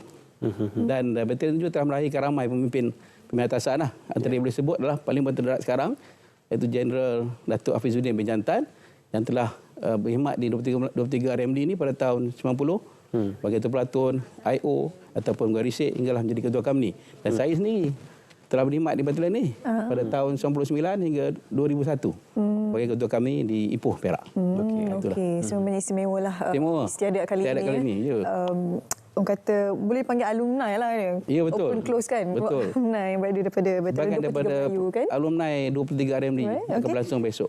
Apa antara kriteria juga faktor yang berkira untuk membolehkan batalion ke-23 Melayu ini menerima istiadat ataupun dikurniakan panji-panji regimen ini? So, mengikut peraturan pengantaraan yang telah digariskan, ada 4 kriteria. Pertamanya mestilah pasukan itu berusia 10 tahun ke atas. Ya. Keduanya dia mesti telah terlibat dengan perangan, pertempuran, konflik dan juga berkhidmat di luar negara dalam Pertubuhan Bangsa-Bangsa Bersatu. Ketiganya dia mestilah berkekuatan tidak kurang daripada setengah batalion, maknanya melebihi daripada 400 anggota. Ya. Dan akhir sekali mempunyai sejarah kecemerlangan. Barulah layak untuk dianugerahkan dengan panji-panji. Dan 23 RMD ini telah memenuhi semua syarat ni. Pertama, telah bertempur dan terlibat dalam pertempuran di kawasan operasi sama ada di Semenanjung ataupun Sabah dan Sarawak. Ikut rekod telah terlibat operasi sebanyak 68 perluasan operasi. Dan juga telah diatur gerakkan ke Bosnia Herzegovina dalam misi PBB pada tahun 93 hingga 94 dan juga satu Kamni 23 RMD ini telah diatur gerakkan ke Lubnan pada tahun 2016 dan 2017. Ini menyebabkan pasukan ini layak untuk dianugerahkan dengan panji-panji Regimen Askar Melayu Diraja. Okey. Datuk, mungkin juga impaknya dari segi moral dan juga motivasi kepada anggota dan juga pegawai yang berkhidmat di dalam batalion ke-23 selepas penganugerahan panji-panji regimen ini. Impak dia banyak, tapi yang signifikannya pada saya adalah pertama untuk menaikkan semangat. Dengan adanya panji-panji ini, semangat itu akan bertukar. Maknanya semangat itu lebih kental dan tinggi dan berasa bangga dengan pasukan boleh dapat panji. Keduanya kita akan menaikkan esprit de corps pasukan ataupun semangat kekitaan. Kan, kekeluargaan dalam pasukan tu. Maknanya semangat dalam satu pasukan tu lebih kukuh dan kuat. Ya. Tiganya sebagai satu bintirafan. Tidak mana selama tidak diiktiraf pasukan 23 Melayu, tapi kemuncak dia adalah panji-panji. Panji-panji inilah menunjukkan bahawanya segala jasa dan pengorbanan pasukan ini telah diiktiraf dalam bentuk penganugerahan panji-panji oleh Kebawah Duli Yang Maha Mulia Sultan Kedah selaku Kenal yang Dipertua Regimen Askar Melayu Diraja. Seterusnya, bila dapat panji-panji, berupaya menjalankan tugas istiadat dengan lebih besar daripada Tuan ataupun dekat negeri. Yang melibatkan contoh kawalan Kuantan Utama, yang melibatkan istiadat, yang melibatkan Tuanku Kebawah Duli Yang Mulia Agong dan juga Raja Riau Melayu. Dan yang akhir sekali adalah meningkat pengetahuan. Selama ini pasukan itu tidak terlibat dengan panji-panji. Apabila dia anugerahkan panji-panji, maka mereka akan didedahkan dengan ilmu yang baru. Kerana pengurusan panji-panji berbeza dengan lain. Apabila dapat panji-panji, kaedah berkawat, istiadat berkawat dah bertukar. Pengurusan dia dari segi pertama, menguruskan dan penyimpanan berbeza. Kita nak buat, mempamerkan pun berbeza. Nak menjahit pun berbeza, ada istiadat dia. Mengarap pun berbeza. Dan akhirnya nak bertukar pun berbeza. Jadi ini adalah memerlukan satu istiadat dan juga prosedur yang berbeza. Dan pengalaman ini akan didedahkan pada mereka yang pasukan yang telah menerima panji-panji ini. Itu lebih signifikan saya nampaklah. InsyaAllah. Kita ucapkan selamat menjujaya Datuk kepada istiadat penganugerahan panji-panji regimen batalion ke-23 Regimen Askar Melayu Diraja akan berlangsung esok di Kem Perdana Sungai Besi. Sama-sama kita menonton. Yang tak dapat hadir boleh tengok dalam Facebook. Tentera Malaysia yang akan dia siarkan saya langsung dalam Facebook. Sekarang ni teknologi kan. Teknologi. Kalau dulu nak tengok kena tunggu TV. Betul. Okey, terima kasih yang berbagi Datuk Pahlawan kita hari ini untuk berkongsi berkait istiadat penganugerahan panji-panji regimen batalion ke-23 Melayu. Seterusnya kita nak bawa anda ke Met Malaysia hari ini untuk kita tinjau ramalan cuaca hari ini bersama dengan pegawai meteorologi di sana. Silakan.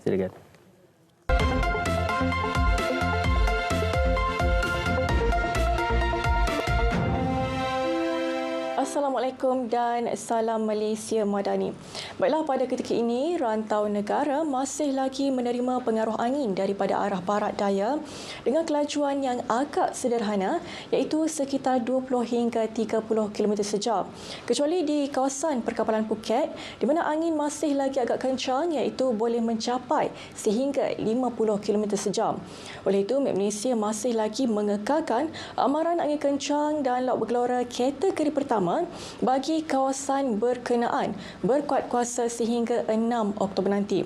Dengan ketinggian ombak yang boleh mencapai sehingga 3.5 meter, keadaan ini masih lagi berbahaya kepada aktiviti bobok kecil, sukan serta rekreasi laut.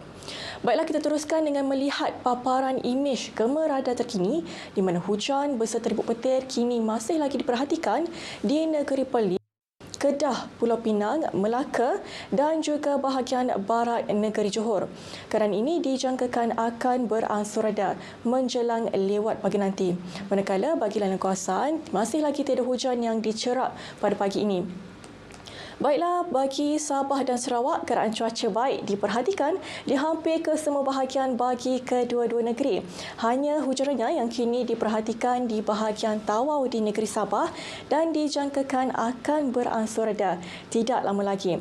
Dan demikian menjelang petang nanti, Met Malaysia menjangkakan hujan beserta ribut petir berpotensi berlaku melibatkan hampir ke semua negeri di semenanjung Malaysia. Namun lebih tertumpu di negeri-negeri utara, pantai timur dan juga pedalaman negeri-negeri pantai barat semenanjung. Bagi Sabah dan Sarawak, hujan diramalkan berlaku melibatkan hampir ke semua bahagian di negeri Sabah serta lebih tertumpu di bahagian utara negeri Sarawak. Baiklah, sekian sahaja laporan cuaca untuk pagi ini. Sekarang kita lihat ramalan cuaca bagi bandar-bandar utama di seluruh Malaysia. Sekian, saya Wan Yahya. Assalamualaikum.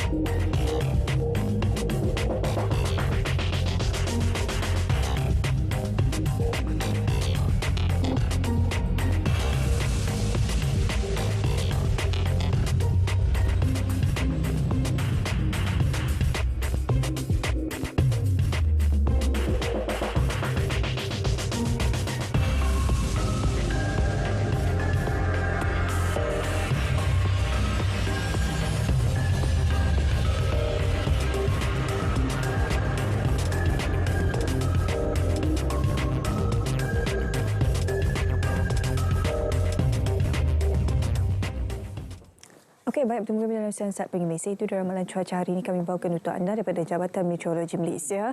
Seterusnya hari di studio kita nak berkongsi pada anda berkenaan dengan satu topik iaitu International Microplastic Beach Cleanup at Tioman. Jadi, apakah kepentingan program ini untuk lautan kita dan sebagainya. Hari ini kita bersama dengan 3 orang tetamu di studio.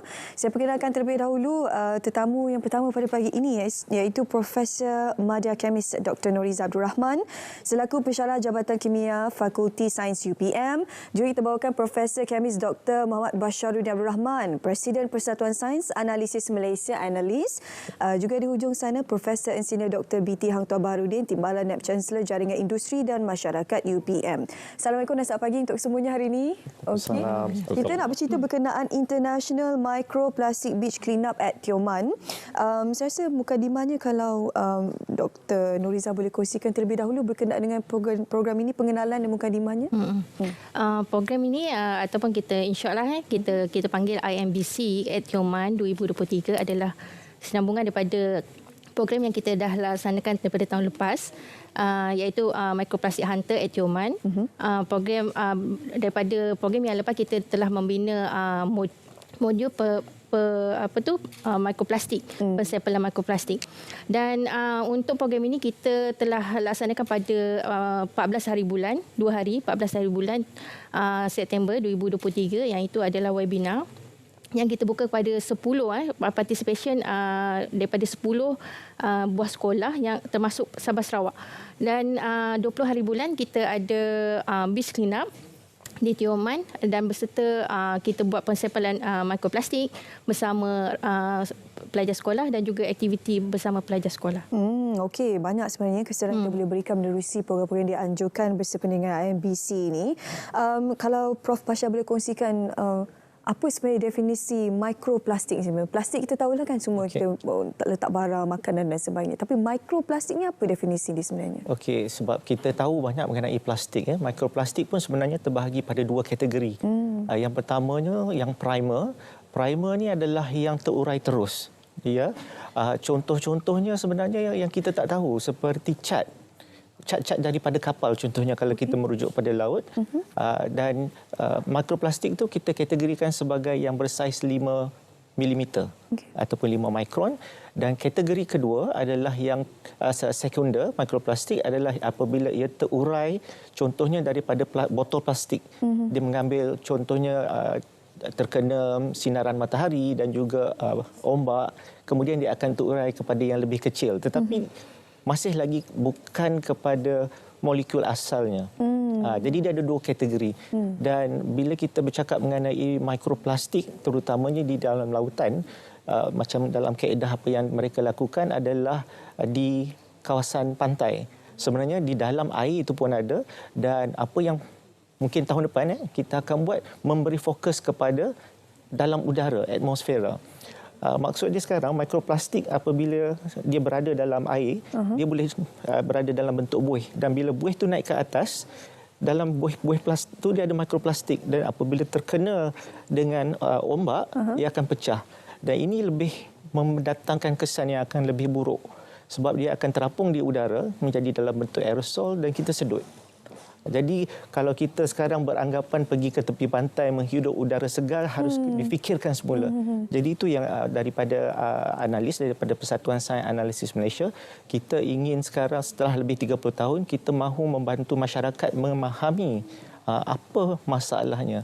Contohnya mikroplastik itu sendiri, bila kita katakan pollution tu, sebenarnya 20% je daripada mungkin plastik-plastik yang besar. 80% tu daripada sumber yang lain. Ya, terutamanya daripada cat dan juga daripada sintetik, contohnya tali-tali pukat, itu yang terurai menjadi mikroplastik. Itu tak ramai tahu. Jadi kita harus memberikan kesedaran mengenai perkara berikut. Plastik. Selama ni kempen straw, jangan pakai straw kan, plastiknya. Tapi tak tahu sebenarnya kempen lain juga perlu dipergiatkan kerana hasil mikroplastik ni sebenarnya 80% bak kata Prof tadi daripada bukan plastik lah, non plastik, tapi dia hasilnya jadi mikroplastik lah kan. Pakaian contoh. Tekstil pakaian. Okey, apabila diurai jadi mikroplastik kan bahaya. Okey, kalau Prof Hang Tuah boleh kongsikan, kita dah tahu kan apa itu mikroplastik, bagaimana bahayanya. Kalau kita nak pergi detail in-depth lagi tak cukup masa kita nak cerita kan. Relevan program IMBC ini dilaksanakan dan kenapa di Tioman? Okey. Kita sebenarnya bekerjasama dengan syarikat-syarikat korporat untuk kita berikan pendedahan kepada masyarakat tentang kepentingan bagaimana kita menjaga alam sekitar. Itu yang utama. Dan apabila kita buat projek macam IMBC ini, kenapa di Tioman? Sebab Tioman merupakan satu pulau peranginan. Dan kita tahu situ tempat yang cantik, pemandangan yang cantik, pantai yang bersih dan sebagainya. Tapi di situ juga ada risiko di mana apabila tanpa kesedaran masyarakat terhadap penggunaan plastik ini secara lebih berhemah, contohnya tidak lagi menggunakan single use plastik macam tadi katanya straw dan sebagainya, kita kena kurangkan, dan itu kita beri pendedahan kepada pelajar-pelajar sekolah kan. Lepas ini kita mengharapkan bahawa pendedahan ini kita berikan kepada seluruh masyarakat bahawa kalau benda ni boleh berlaku di sebuah pulau yang cantik begitu, dan kita perlu usaha-usaha untuk membersihkan kawasan tersebut daripada mikroplastik dan risiko-risikonya, bayangkan di tempat-tempat lain.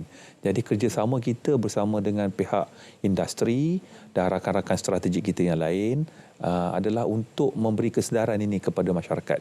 Dan kita memang amat terujalah dan berterima kasih kepada rakan-rakan strategik kita lah daripada corporate, daripada institusi-institusi agensi kerajaan yang lain juga yang membantu. Sebab ini kita buat daripada tahun lepas, tahun ini kita buat di Tioman dan kita berhasrat tahun depan kita buat dengan skala yang lebih besar. Memandangkan Probasha juga sekarang dipinjamkan ke UNESCO. Jadi kita mengharapkan bahawa kerjasama itu kita panjangkan ke peringkat antarabangsa.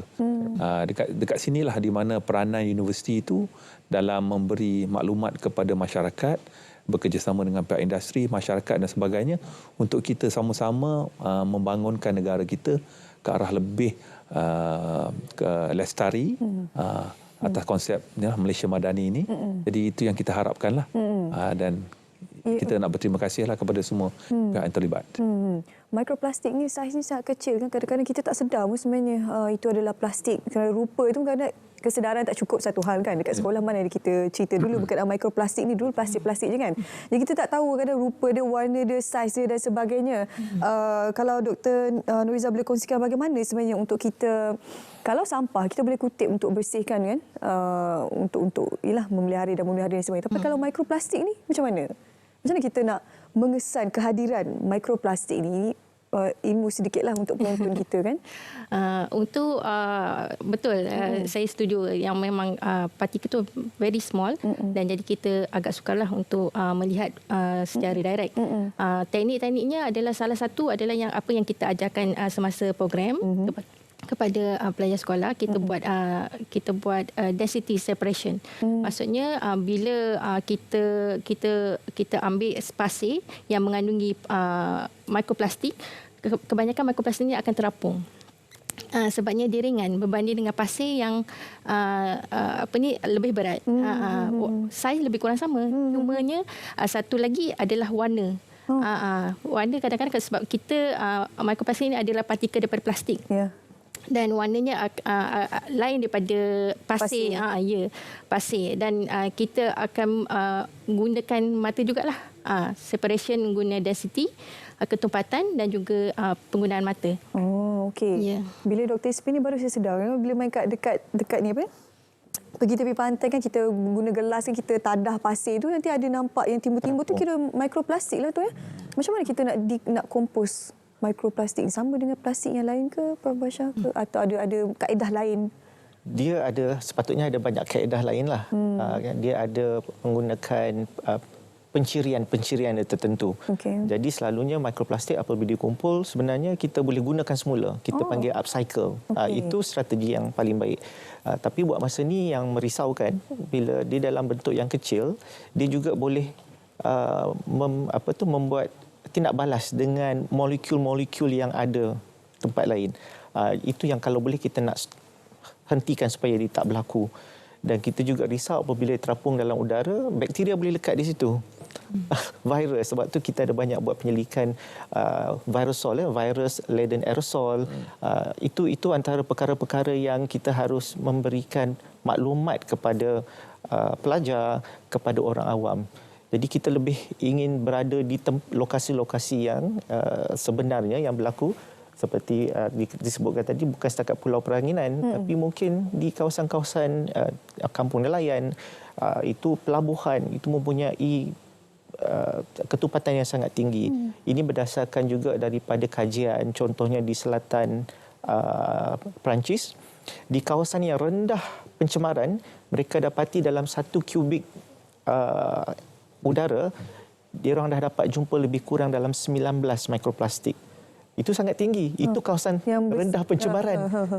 Bayangkan jika lebih besar. Jadi untuk menghalang, sebenarnya bila kita bercakap mengenai perubahan iklim, yang paling penting sebenarnya ialah perubahan minda. Kena faham konsep dia dan kita dapat mengurangkan dia. Jadi untuk menjawab soalan tadi terus, tidak ada penyelesaian lagi.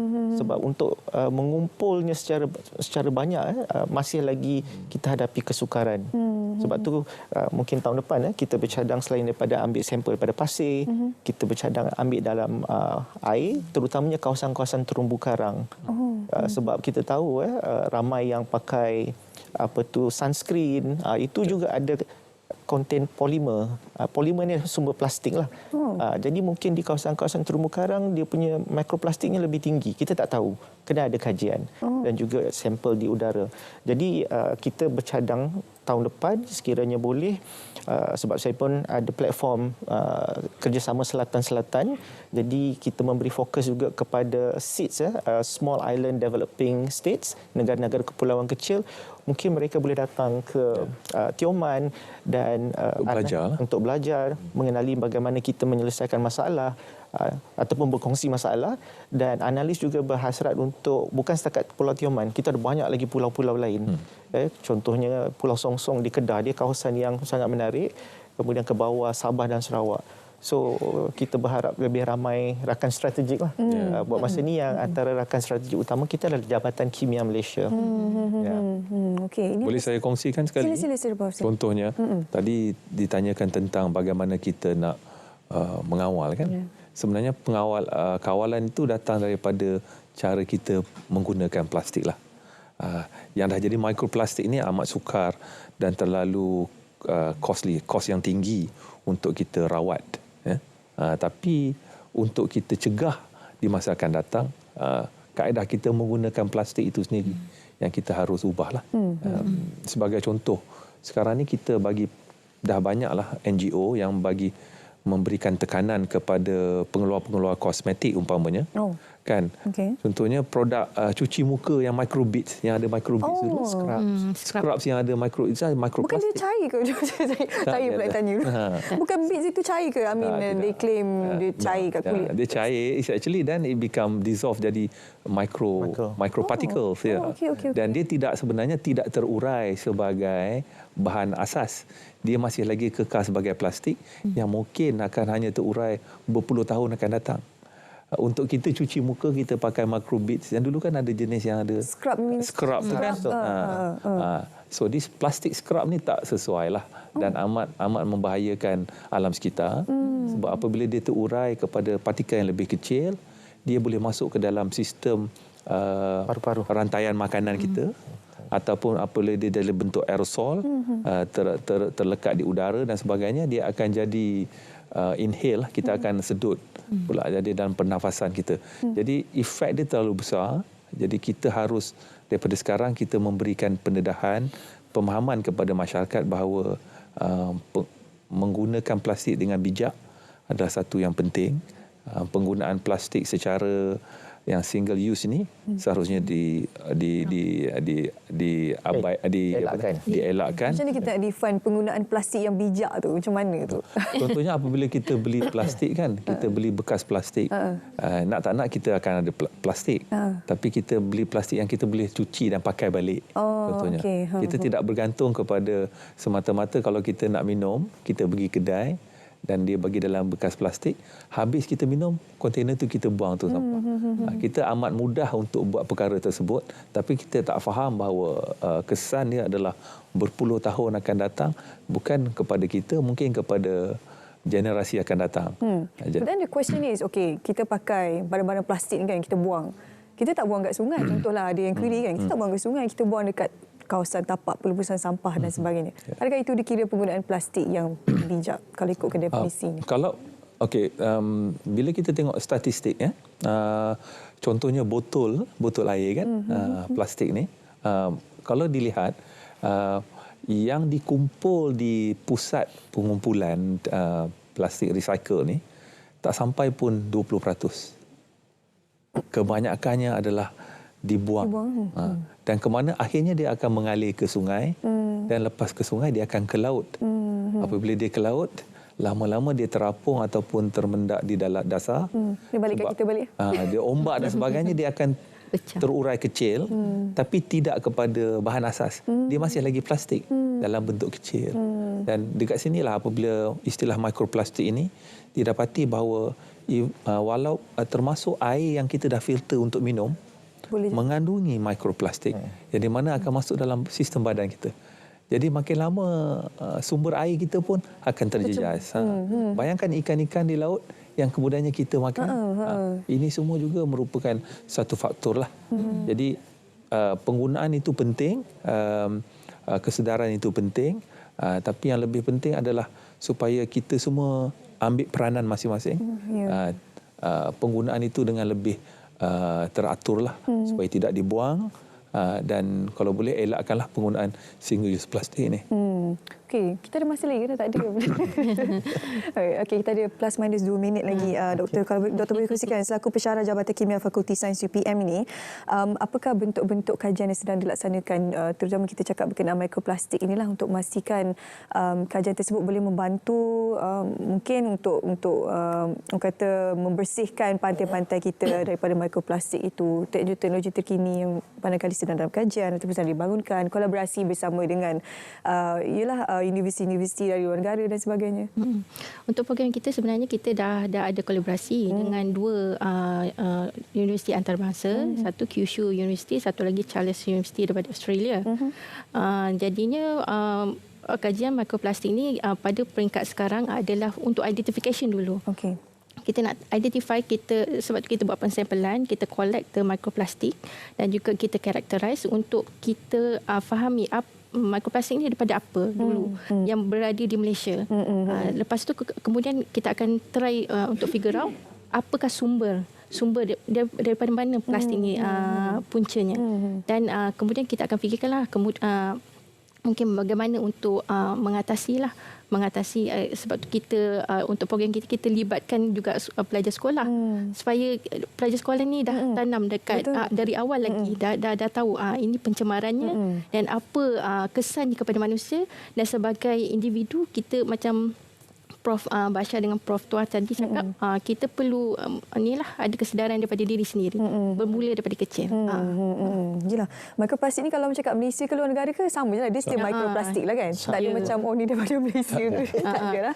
As long as dia jatuh dalam kategori mikroplastik, dia adalah mikroplastik. Ya, mikroplastik. Cuma sumbernya mungkin berbeza. Macam saya katakan tadi, sekiranya kita ada banyak, contohnya perkapalan, industri perkapalan, jadi mereka menggunakan coatings dan juga cat. So itu adakah sumber utamanya? Kalau di Eropah itu salah satu utamanya. Dia 58%. Lepas tu kita tengok penggunaan pukat-pukat yang mana yang terbiar, selain haiwan-haiwan terperangkap.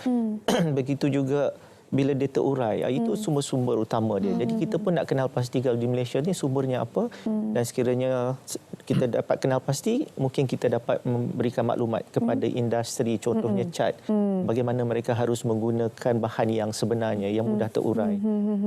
Kalau daripada penyelidikan, kita pun sedang mula menggunakan mikroplastik tersebut, kita uraikan dalam bentuk monomer, iaitu bentuk asasnya yang kita gunakan untuk sintesis bahan lain.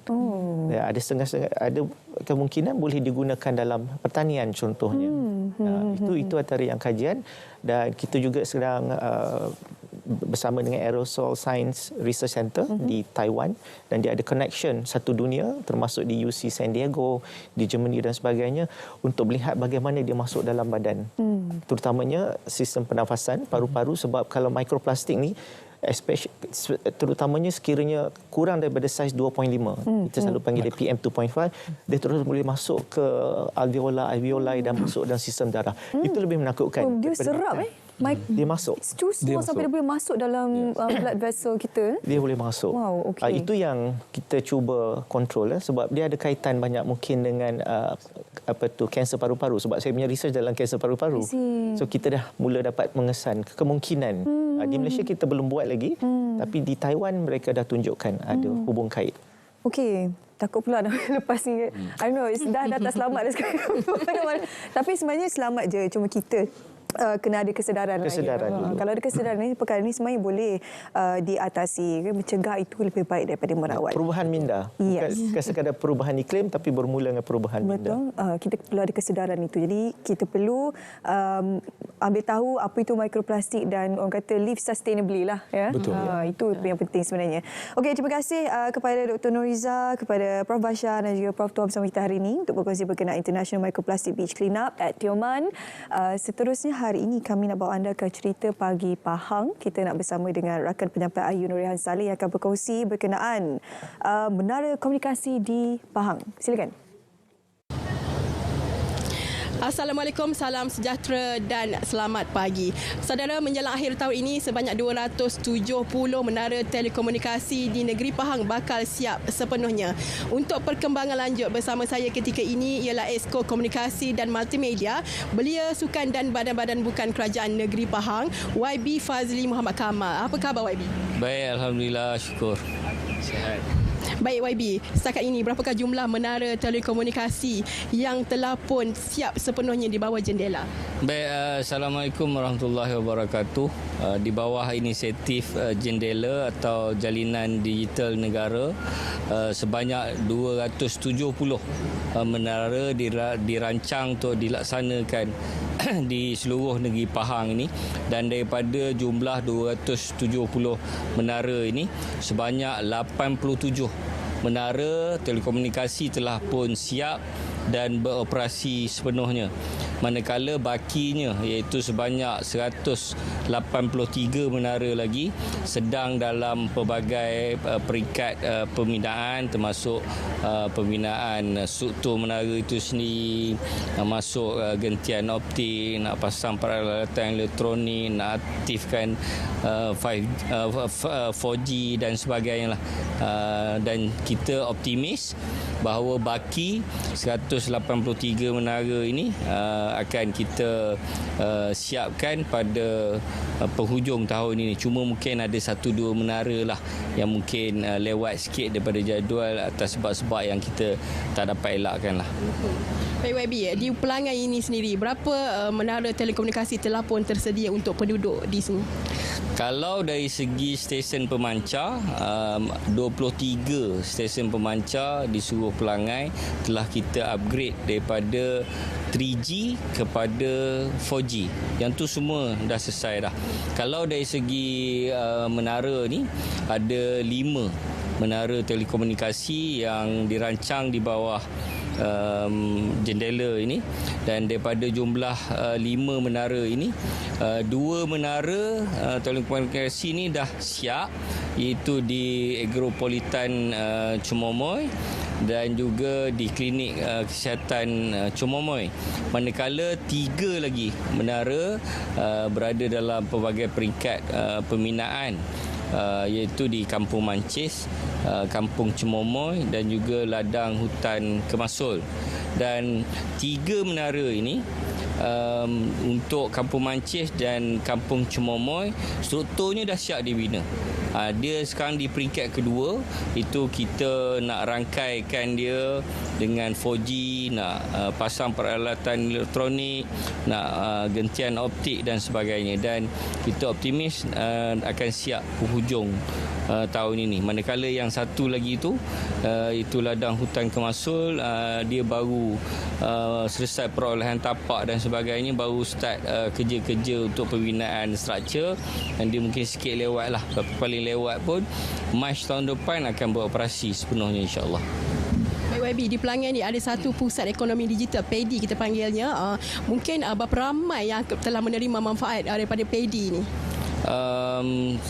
Betul, di Pelangai ini ada satu pusat ekonomi digital, atau lebih terkenal orang panggil PADI lah, ya, di bawah kelolaan SKMM. Sebenarnya banyak manfaat PADI ni kepada masyarakat Pelangai. Kalau dulu peringkat awal tu untuk menyediakan kemudahan atau akses internet kepada penduduk di luar bandar di Pelangai ini, Namun pedi ini selepas tahun 2021, maknanya lepas pasca Covid lah. Pasca Covid dia mengalami transformasi, antaranya kelajuan capaian internet ni daripada sebelum itu 20 Mbps dia telah meningkat kepada 100 Mbps sesuai dengan kegunaan yang ramai, ya. Dan sejak ditubuhkan, kalau saya tak silap saya dari segi data dah digunakan atau bawa manfaat kepada lebih 6,000 masyarakat di pelangai ini, dan lebih 1,400 usahawan-usahawan yang menggunakan pusat ini untuk menjalankan aktiviti usahawan mereka, termasuklah dengan akses kepada e-dagang, kepada platform Shopee, Lazada, dan Pedi ini dia bagi banyak manfaat kepada usahawan ini sebab Pedi turut menganjurkan program-program keusahawanan dan e-dagang ni. Jadi saya pun sebenarnya dah melawat lebih kurang 2 minggu lalu ke Pedi ni, dan memang satu tempat yang selesa lah untuk masyarakat berhubung dan berurusan di hujung jari. Baik, terima kasih YB atas perkongsian yang lengkap itu. Baik, untuk itu sahaja laporan dari Pahang. Kembali ke studio, silakan. Baik, kita bersua kembali. Kali ini kita akan bercakap berkenaan satu lagi pertandingan yang juga melibatkan bidang kemahiran TVET. Sudah pastinya ini adalah suatu perkara yang perlu diberikan penumpuan untuk memperkasakan TVET, khusus dari segi bagaimana corak pengajaran dan pembelajaran akan dapat direkayasa dan juga dilaksanakan. Inovasi sosial inspirasi masyarakat madani, yang mana kita bercerita pertandingan inovasi pensyarah TVET melibatkan pensyarah-pensyarah daripada Politeknik dan juga Kolej Komuniti seluruh negara. Bersama dengan saya adalah Puan Nur Dalila binti Abdul Rahman, pengarah Kolej Komuniti Segamat 2, dan juga Dr. Anwar bin Hamid Timbalan, pengarah Pusat Pendidikan dan Inovasi Jabatan Pendidikan Politeknik dan Kolej Komuniti Kementerian Pendidikan Tinggi. Assalamualaikum, selamat pagi Doktor. Selamat pagi Puan, terima kasih bersama kami. Pertandingan inovasi pensyarah TVET ini, perisa dalam singkatannya itu, mungkin buat permulaan kita boleh kongsikan, kita berkenal-kenalan, ya, pengenalan kepada pertandingan inovasi pensyarah TVET ini, Doktor. Baik, terima kasih Encik Ismail kerana sudi menjemput kami dalam acara pagi ini lah. Baik, perisa adalah pertandingan inovasi pensyarah TVET di Malaysia. Jadi kalau kita tengok dari segi penubuhannya, perisa ni, ia bermula pada tahun 2015 lagi. Okey. Pada waktu itu, Jabatan Pendidikan Kolej Komuniti dengan kerjasama Kolej Komuniti Temerloh pada waktu itu menganjurkan perisa edisi yang pertama, di mana Kolej Komuniti Temerloh ni kita angkat sebagai tuan rumah lah pada waktu itu. Dan pertandingan itu pada waktu itu menyaksikan penyertaan sebanyak 116 produk inovasi waktu itu. Dan objektif kita adalah untuk memastikan supaya pendidikan dan inovasi dalam kalangan pensyarah-pensyarah TVET khususnya dibudayakanlah pada waktu itu. Dibudayakan supaya ia menjadi contoh atau motivasi kepada pelajar-pelajar. Okey. Ya. Masuk edisi yang kesekian kalinya, sudah pasti ia juga berevolusi dan juga semakin berkembang. Cuma untuk tahun ini difahamkan Kolej Komuniti Segamat 2 akan menjadi tuan rumah. Wow, jadi bagaimana persediaan tuan rumah untuk menerima kunjungan peserta-peserta perisa nanti? Alhamdulillah, Kolej Komuniti Segamat 2 sekarang ni kita dah bersedialah untuk menerima peserta-peserta dari seluruh Malaysia. Kita sebenarnya akan bermula pendaftaran pada petang ni, jam 2.30 petang. Okey. Bermula minggu ini? Hari ini. Hari ini. Berapa hari berlangsung? Hari ini, besok penjurian. Hari ini persediaan pendaftaran, persediaan bus. Kemudian esok penjurian, dan hari Khamis 5 hari bulan adalah majlis penutup lah. Okey. Jadi untuk pertandingan ini berapa kategori pertandingan yang akan dipertandingkan ataupun yang akan dipertaruhkan untuk peserta-peserta ini? Kita tahun ini kita bahagi kepada 4 kategori. Kita ada kategori teknologi maklumat dan sains gunaan yang pertama. Yang kedua kita ada teknologi dan kejuruteraan. Kita ada kategori sains perdagangan, hospitality, seni reka dan bentuk. Dan kita ada yang keempat sains sosial, umum dan juga pengurusan dan pentadbiran. 4 kategori lah tahun ni kita pertandingkan. Ya, okey. Tetapi ia hanya melibatkan pensyarah. Ya. Jadi bagaimana corak pertandingan itu dilaksanakan yang melibatkan pensyarah itu untuk kita ketahui dengan lebih lanjut? Kita sebenarnya lebih kepada pengajaran dan pembelajaran. Tapi sebenarnya walaupun ia terbuka kepada pensyarah, kita juga sebenarnya membuka penyertaan pada tahun ini kepada seluruh pemain TVET. Bukan hanya kepada politeknik dan kolej komuniti, kita juga buka kepada universiti awam dan universiti swasta dan juga kepada ILKA yang lain lah. Kita dapat penyertaan daripada universiti, daripada contohnya UTM, UTM, daripada Universiti Multimedia, daripada ILP pun ada, dan sekolah-sekolah menengah dan juga kolej vokasional lah. Dan mereka-mereka ni semua akan mempertandingkan inovasi yang berbentuk TVET. Wow, daripada pengajaran dan pembelajaran diterjemahkan dalam bentuk inovasi.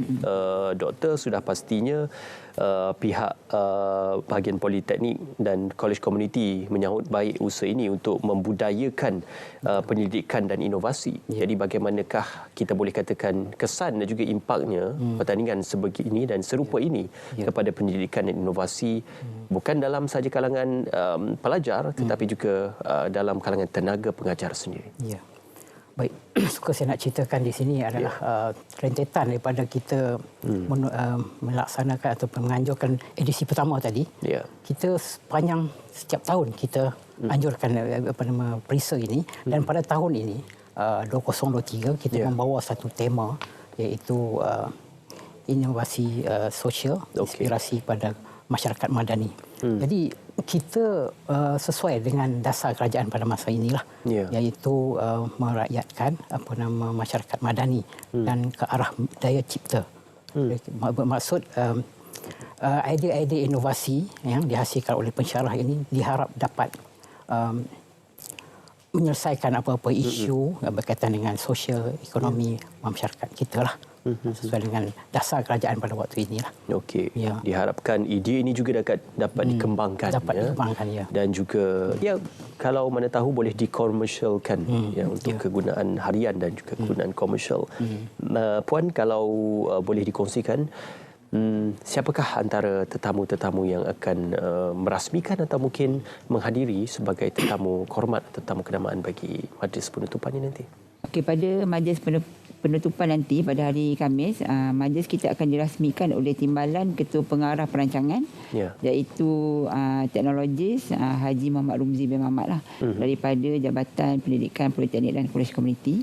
Dan kita hadir juga pada waktu tersebut adalah wakil-wakil daripada agensi, pengarah-pengarah Politeknik dan Kolej Komuniti Negeri Johor. Kita jemput sama-sama lah pada hari tersebut. Okey, maknanya dalam 3 hari, lebih kurang 3 hari akan berakhir pada hari 5 hari bulan. Akan banyak kategori dipertandingkan. Berapa ramai penyertaan yang diterima sehingga pengesahannya setakat ini?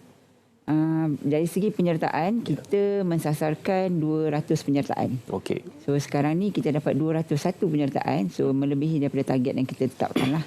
Dan keseluruhan peserta yang hadir adalah seramai 555 orang. Di mana dia jadi 500 tu sebab satu kumpulan satu orang hingga 3 orang maksima. So mungkin ada yang hantar 1 penyertaan, ada yang hantar 2 dan maksima 3. So keseluruhan peserta yang akan hadir insya-Allah 555 orang.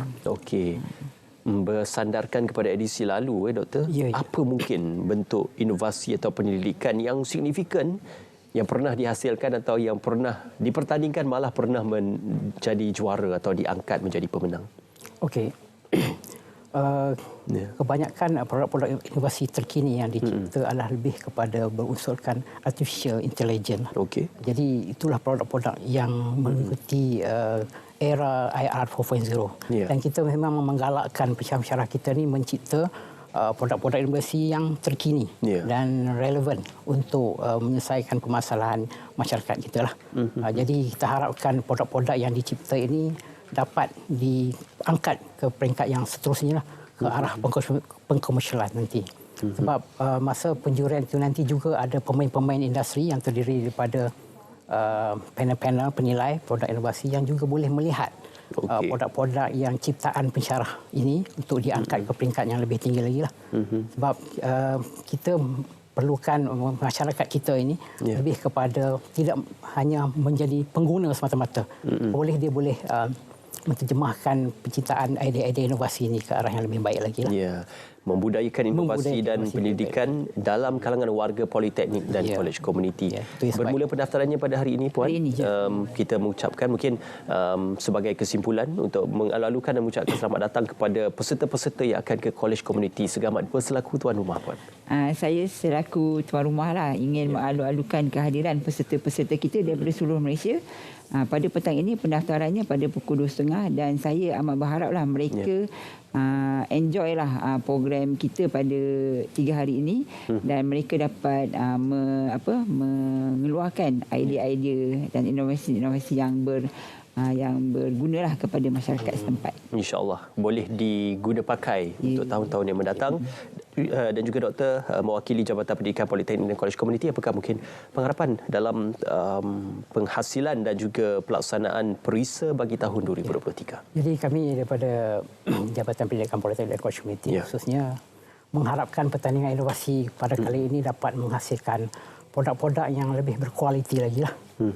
Sepatutnya seperti mana yang saya katakan tadi, ia dapat menyelesaikan isu-isu permasalahan masyarakat kita dan dengan harapan produk-produk ini diangkat dengan lebih tinggi lagi.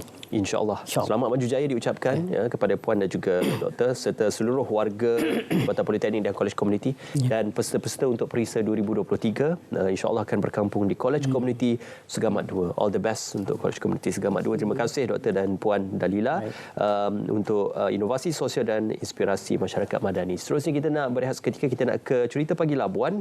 Hari ini membawakan berkenaan Borneo Arts Festival 2023 bersama dengan rakan pelapor Muhammad Zulhanizam. Silakan.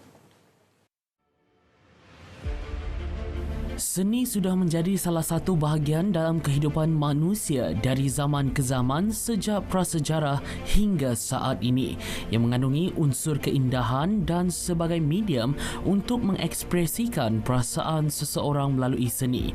Perbadanan Labuan menerusi penganjuran Borneo Arts Festival kali ke-10 ini menjadi platform bagi memartabatkan industri seni khususnya dalam kalangan penggiat seni di Borneo sekaligus memberi pendedahan kepada masyarakat yang kurang faham mengenai susur galur setiap etnik yang terdapat di kepulauan ini selain dapat mempromosikan Labuan sebagai destinasi pelancongan seni dan budaya.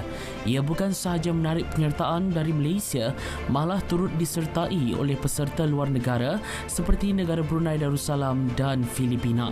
Ia menampilkan 3 elemen seni iaitu seni tari, visual dan kraft tangan. Lebih menariknya, ramai golongan muda turut mengambil kesempatan untuk menyertainya bukan untuk bersaing semata-mata, malah menjadi pentas untuk mereka mengasah bakat yang dimiliki dalam dunia seni. Festival ni sangat membantu dari segi dah memberi pendedahan kepada anak-anak muda yang datang ke sini untuk melihat seni-seni yang ada di Borneo ini. Contohnya seni tari, kraft tangan yang ada disediakan dan banyak lagi. Sangat membantu dalam mengembangkan lagi platform kami pada masa hadapan kerana ia memberi peluang kepada pengunjung dan peserta luar khususnya rantau BIM IAGA untuk merasai nikmat perpaduan dan keharmonian dalam kalangan pelbagai kaum di Labuan. Bagus untuk ekonomi Labuan dengan adanya gerai jualan dan pameran dan pelbagai jualan makanan dan kraft tangan. Yang paling penting kita dapat mengetengahkan seni dan budaya yang ada di Borneo seperti ada tarian kreatif, pameran seni, lukisan dan lain-lain lagi. Antara acara yang menjadi tumpuan adalah pertandingan tarian kreatif Borneo, pertandingan bermukun, tingkah geruh dan pertandingan kostum tradisional kreatif Malaysia yang menampilkan pereka-pereka tempatan. Dengan penganjuran program sedemikian, jelaslah seni mempunyai nilai tarikan dan mampu menjana ekonomi negara. Sekian laporan Muhammad Zulhanizam, RTM. Okey, kita bersua kembali. Orang kata selepas hujan kita akan melihat pelangi. Tetapi selepas jerebu, apa yang kita akan lihat? Kita akan lihat telemovie Pinjamkan Aku Pelangi. Duduk rumah tengok TV. Yes, 7 Oktober ini. Sama-sama akan kita nantikan ataupun tonton pada 10 malam di saluran TV1. Jadi kita nak mengetahui dengan lebih lanjut apakah yang kita akan sama-sama dapat sekiranya kita menonton telemovie Pinjamkan Aku Pelangi ini. Kita bawakan penulis skripnya iaitu Nur Haslinda Syahrudin dan juga antara pelakon yang membarisi telemovie ini iaitu Aliza Syadai. Assalamualaikum, selamat pagi. Waalaikumsalam. Terima kasih kerana bersama kami. Difahamkan karya ini sudah dihasilkan pada 2021. Kali ini berkesempatan untuk disiarkan. Kita recall balik ya. Mengimbau kembali bagaimana penceritaannya. Jadi apa sebenarnya cerita di sebalik tajuk Pinjamkan Aku Pelangi ini? Dia sebenarnya mengisahkan hasrat seorang kanak-kanak. Dia budak kampung yang dia suka melihat pelangi. Dia datang daripada keluarga yang susah lah sebenarnya. Jadi hiburan pada dia tak banyak. Yang apa-apa yang ada di kampung tu lah. Jadi dia suka tengok pelangi. Dan dia seorang kanak-kanak yang bercita-cita besar. Dia suka main badminton. So dia punya tahap obses dengan badminton tu sampai kan kalau dia berjalan pun kita create karakter dia. Dia akan kibas-kibas tangan dia as if dia tengah. Sebab dia tak mampu nak beli raket. So dia kumpulkan duit belanja dia setiap hari untuk dia beli raket badminton yang berjenama lah supaya dia boleh main badminton. Walaupun cita-cita dia tu dipandang remeh oleh sebilangan orang juga lah. Sebab dia, satu lagi kekangan dia ialah dia ada fizikal yang besar. Jadi orang rasa macam boleh ke kau nak main badminton dan apa semua. Tapi dia tak menjadikan benda itu sebagai halangan. Dan bila satu hari bila dia dah dapat pula kumpul duit tu, terjadi satu insiden dalam keluarga dia di mana dia terpaksa berkorban duit yang dia dah kumpul tu untuk keluarga dia. Jadi cerita ni sedikit sebanyak macam merangsang inspirasi untuk kanak-kanak jugalah untuk tak menjadikan cita-cita, tak menjadikan halangan tu sebagai penghalang untuk berjaya. Okey, watak yang dibawa oleh Aliza? Saya membawa watak kepada Deniz Haziq. Kawan kepada siapa tadi nama? Kawan kepada Fuad. Fuad. Tapi sebab mungkin saya punya karakter biasalah mak-mak yang antagonis. Oh, mak antagonis. Sedikitlah antagonis tu kan. Banyak pun kan. Jadi mak-mak yang tak suka anak tu macam biasa bila orang bandar, tapi tak semua orang bandar macam tu. Tapi orang bandar yang tak suka anak dia bercampur gaul dengan orang yang bukan sama tara. Walaupun kecil dia dah ajar anak dia macam tu. Okey, mungkin pengalaman sewaktu penggambaran ini berapa hari diperuntukkan kalau boleh recall balik 2020 sekarang kita recall ya. Kat mana? 6 ke 7 hari lokasi di Janda Baik. Janda Baik. Janda Baik. Okey, dekatlah. Tapi yang istimewanya kita ada lokasi di rumah Datuk Siddiq sendiri. Pada hari terakhir penggambaran. Okey. Mengambil latar. Ya, mengambil latar dan kalau tak salah saya ada penampilan khas daripada Rashid Siddiq rasa saya. Kalau tak silap rasanya ada. So kena tengoklah ni kan. Dah pecah rahsia. Saya bagi supaya trigger supaya orang menonton. Mana datang ilham untuk menghasilkan ilham ni sebenarnya daripada kawan saya. Dia yang menulis cerita asal. Jadi bila dia minta saya untuk menulis skrip tentang cerita ni, jadi kita kembangkan ikut apa yang dimahukan oleh dia dan juga ada produser dan pengarah jugalah.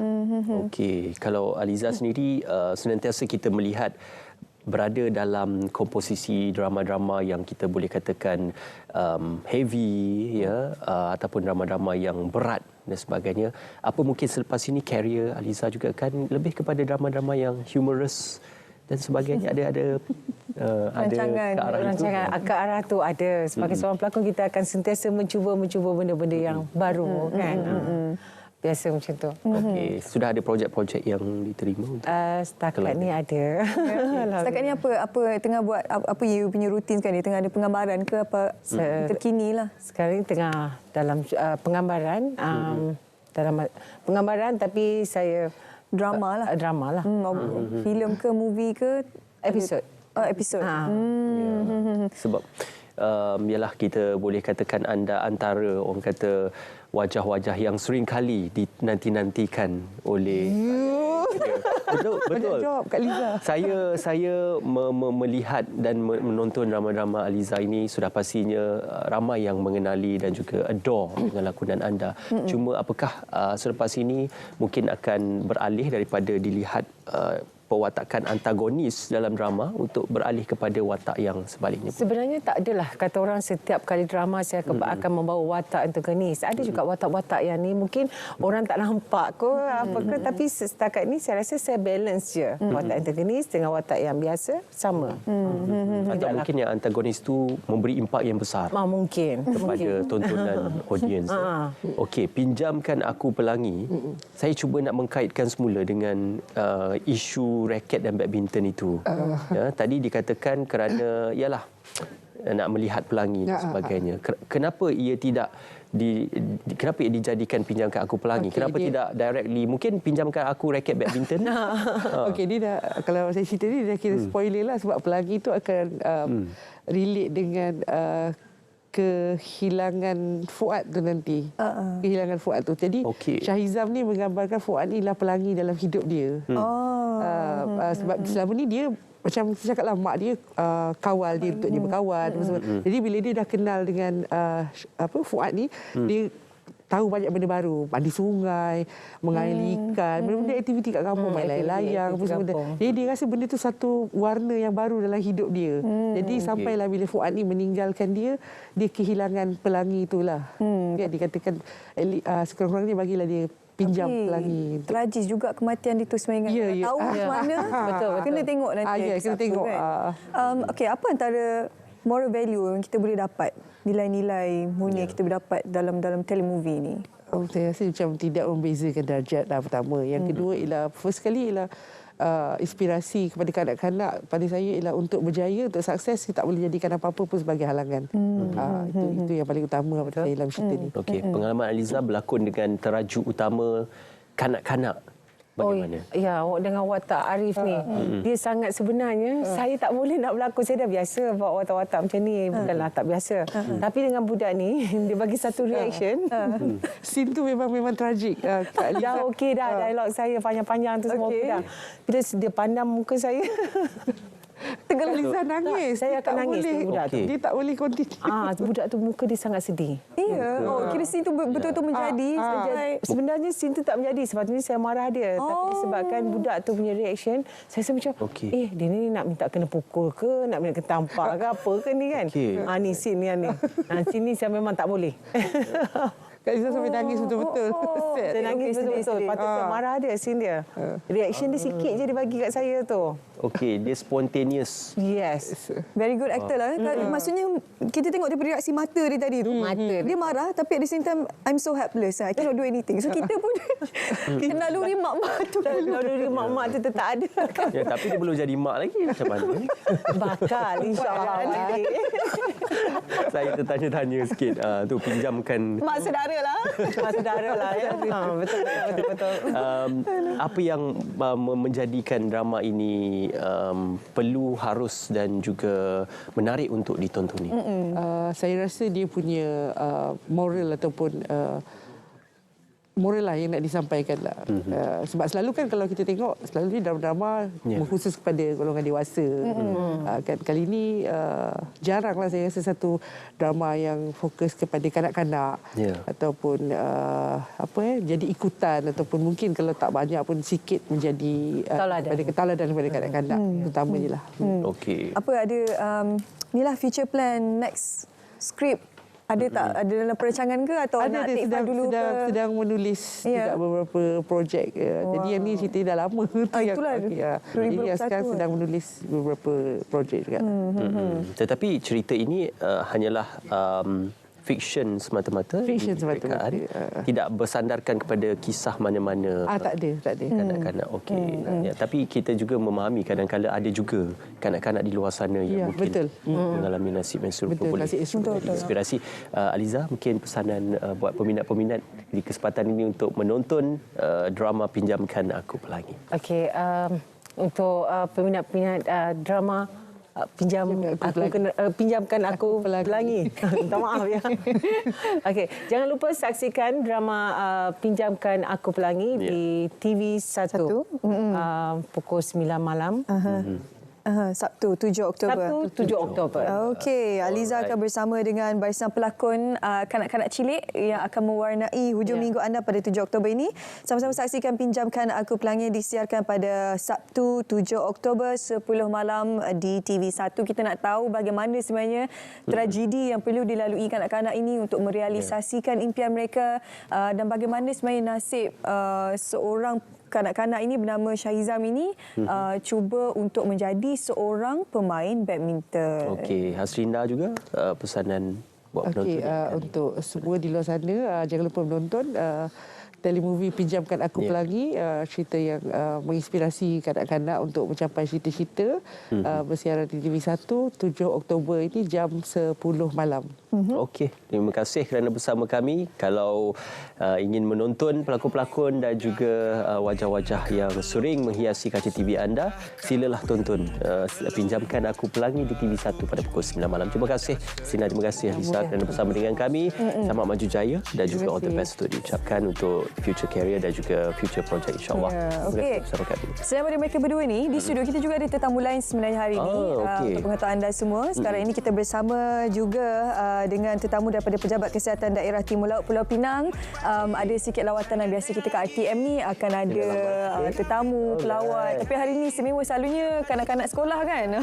Hari ini kita bersama dengan pegawai-pegawai daripada Pejabat Kesihatan Daerah Timur Laut Pulau Pinang. Terima kasih mai sini no. Terima kasih banyak-banyak terdiri daripada pegawai-pegawai kesihatan, pegawai-pegawai perubatan dari Pejabat Kesihatan. Terima kasih kerana bersama dengan kami ya, dan juga terima kasih kerana sudi mengunjungi kami di Wisma Berita Angkasa Puri. Kita berakhir di sini. Terima kasih juga pada anda. Teruskan kesertaan anda bersama saluran TV1 dan juga Berita RTM. Saya Syuhaidah Arifin. Dan dengan itu, Assalamualaikum. Salam Malaysia Madani. Sudah kahwin ke belum? Sudah kahwin ke belum? Baru jumpa dah senyum, bau sedap dicium. Dah kahwin ke? Selalu terjadi kalau tersempat. Bila nak kahwin soalan berlambat. Nak baca mana takkan tak tahu. Jawapan aku macam tak biasa, tak ada siapa nak. Jodoh belum sampai, restu belum tentu. Sakit memang sakit, kena tahan telinga jago mampu. Sudah kahwin ke belum? Sudah kahwin ke belum? Baru jumpa dah senyum, bau sedap dicium.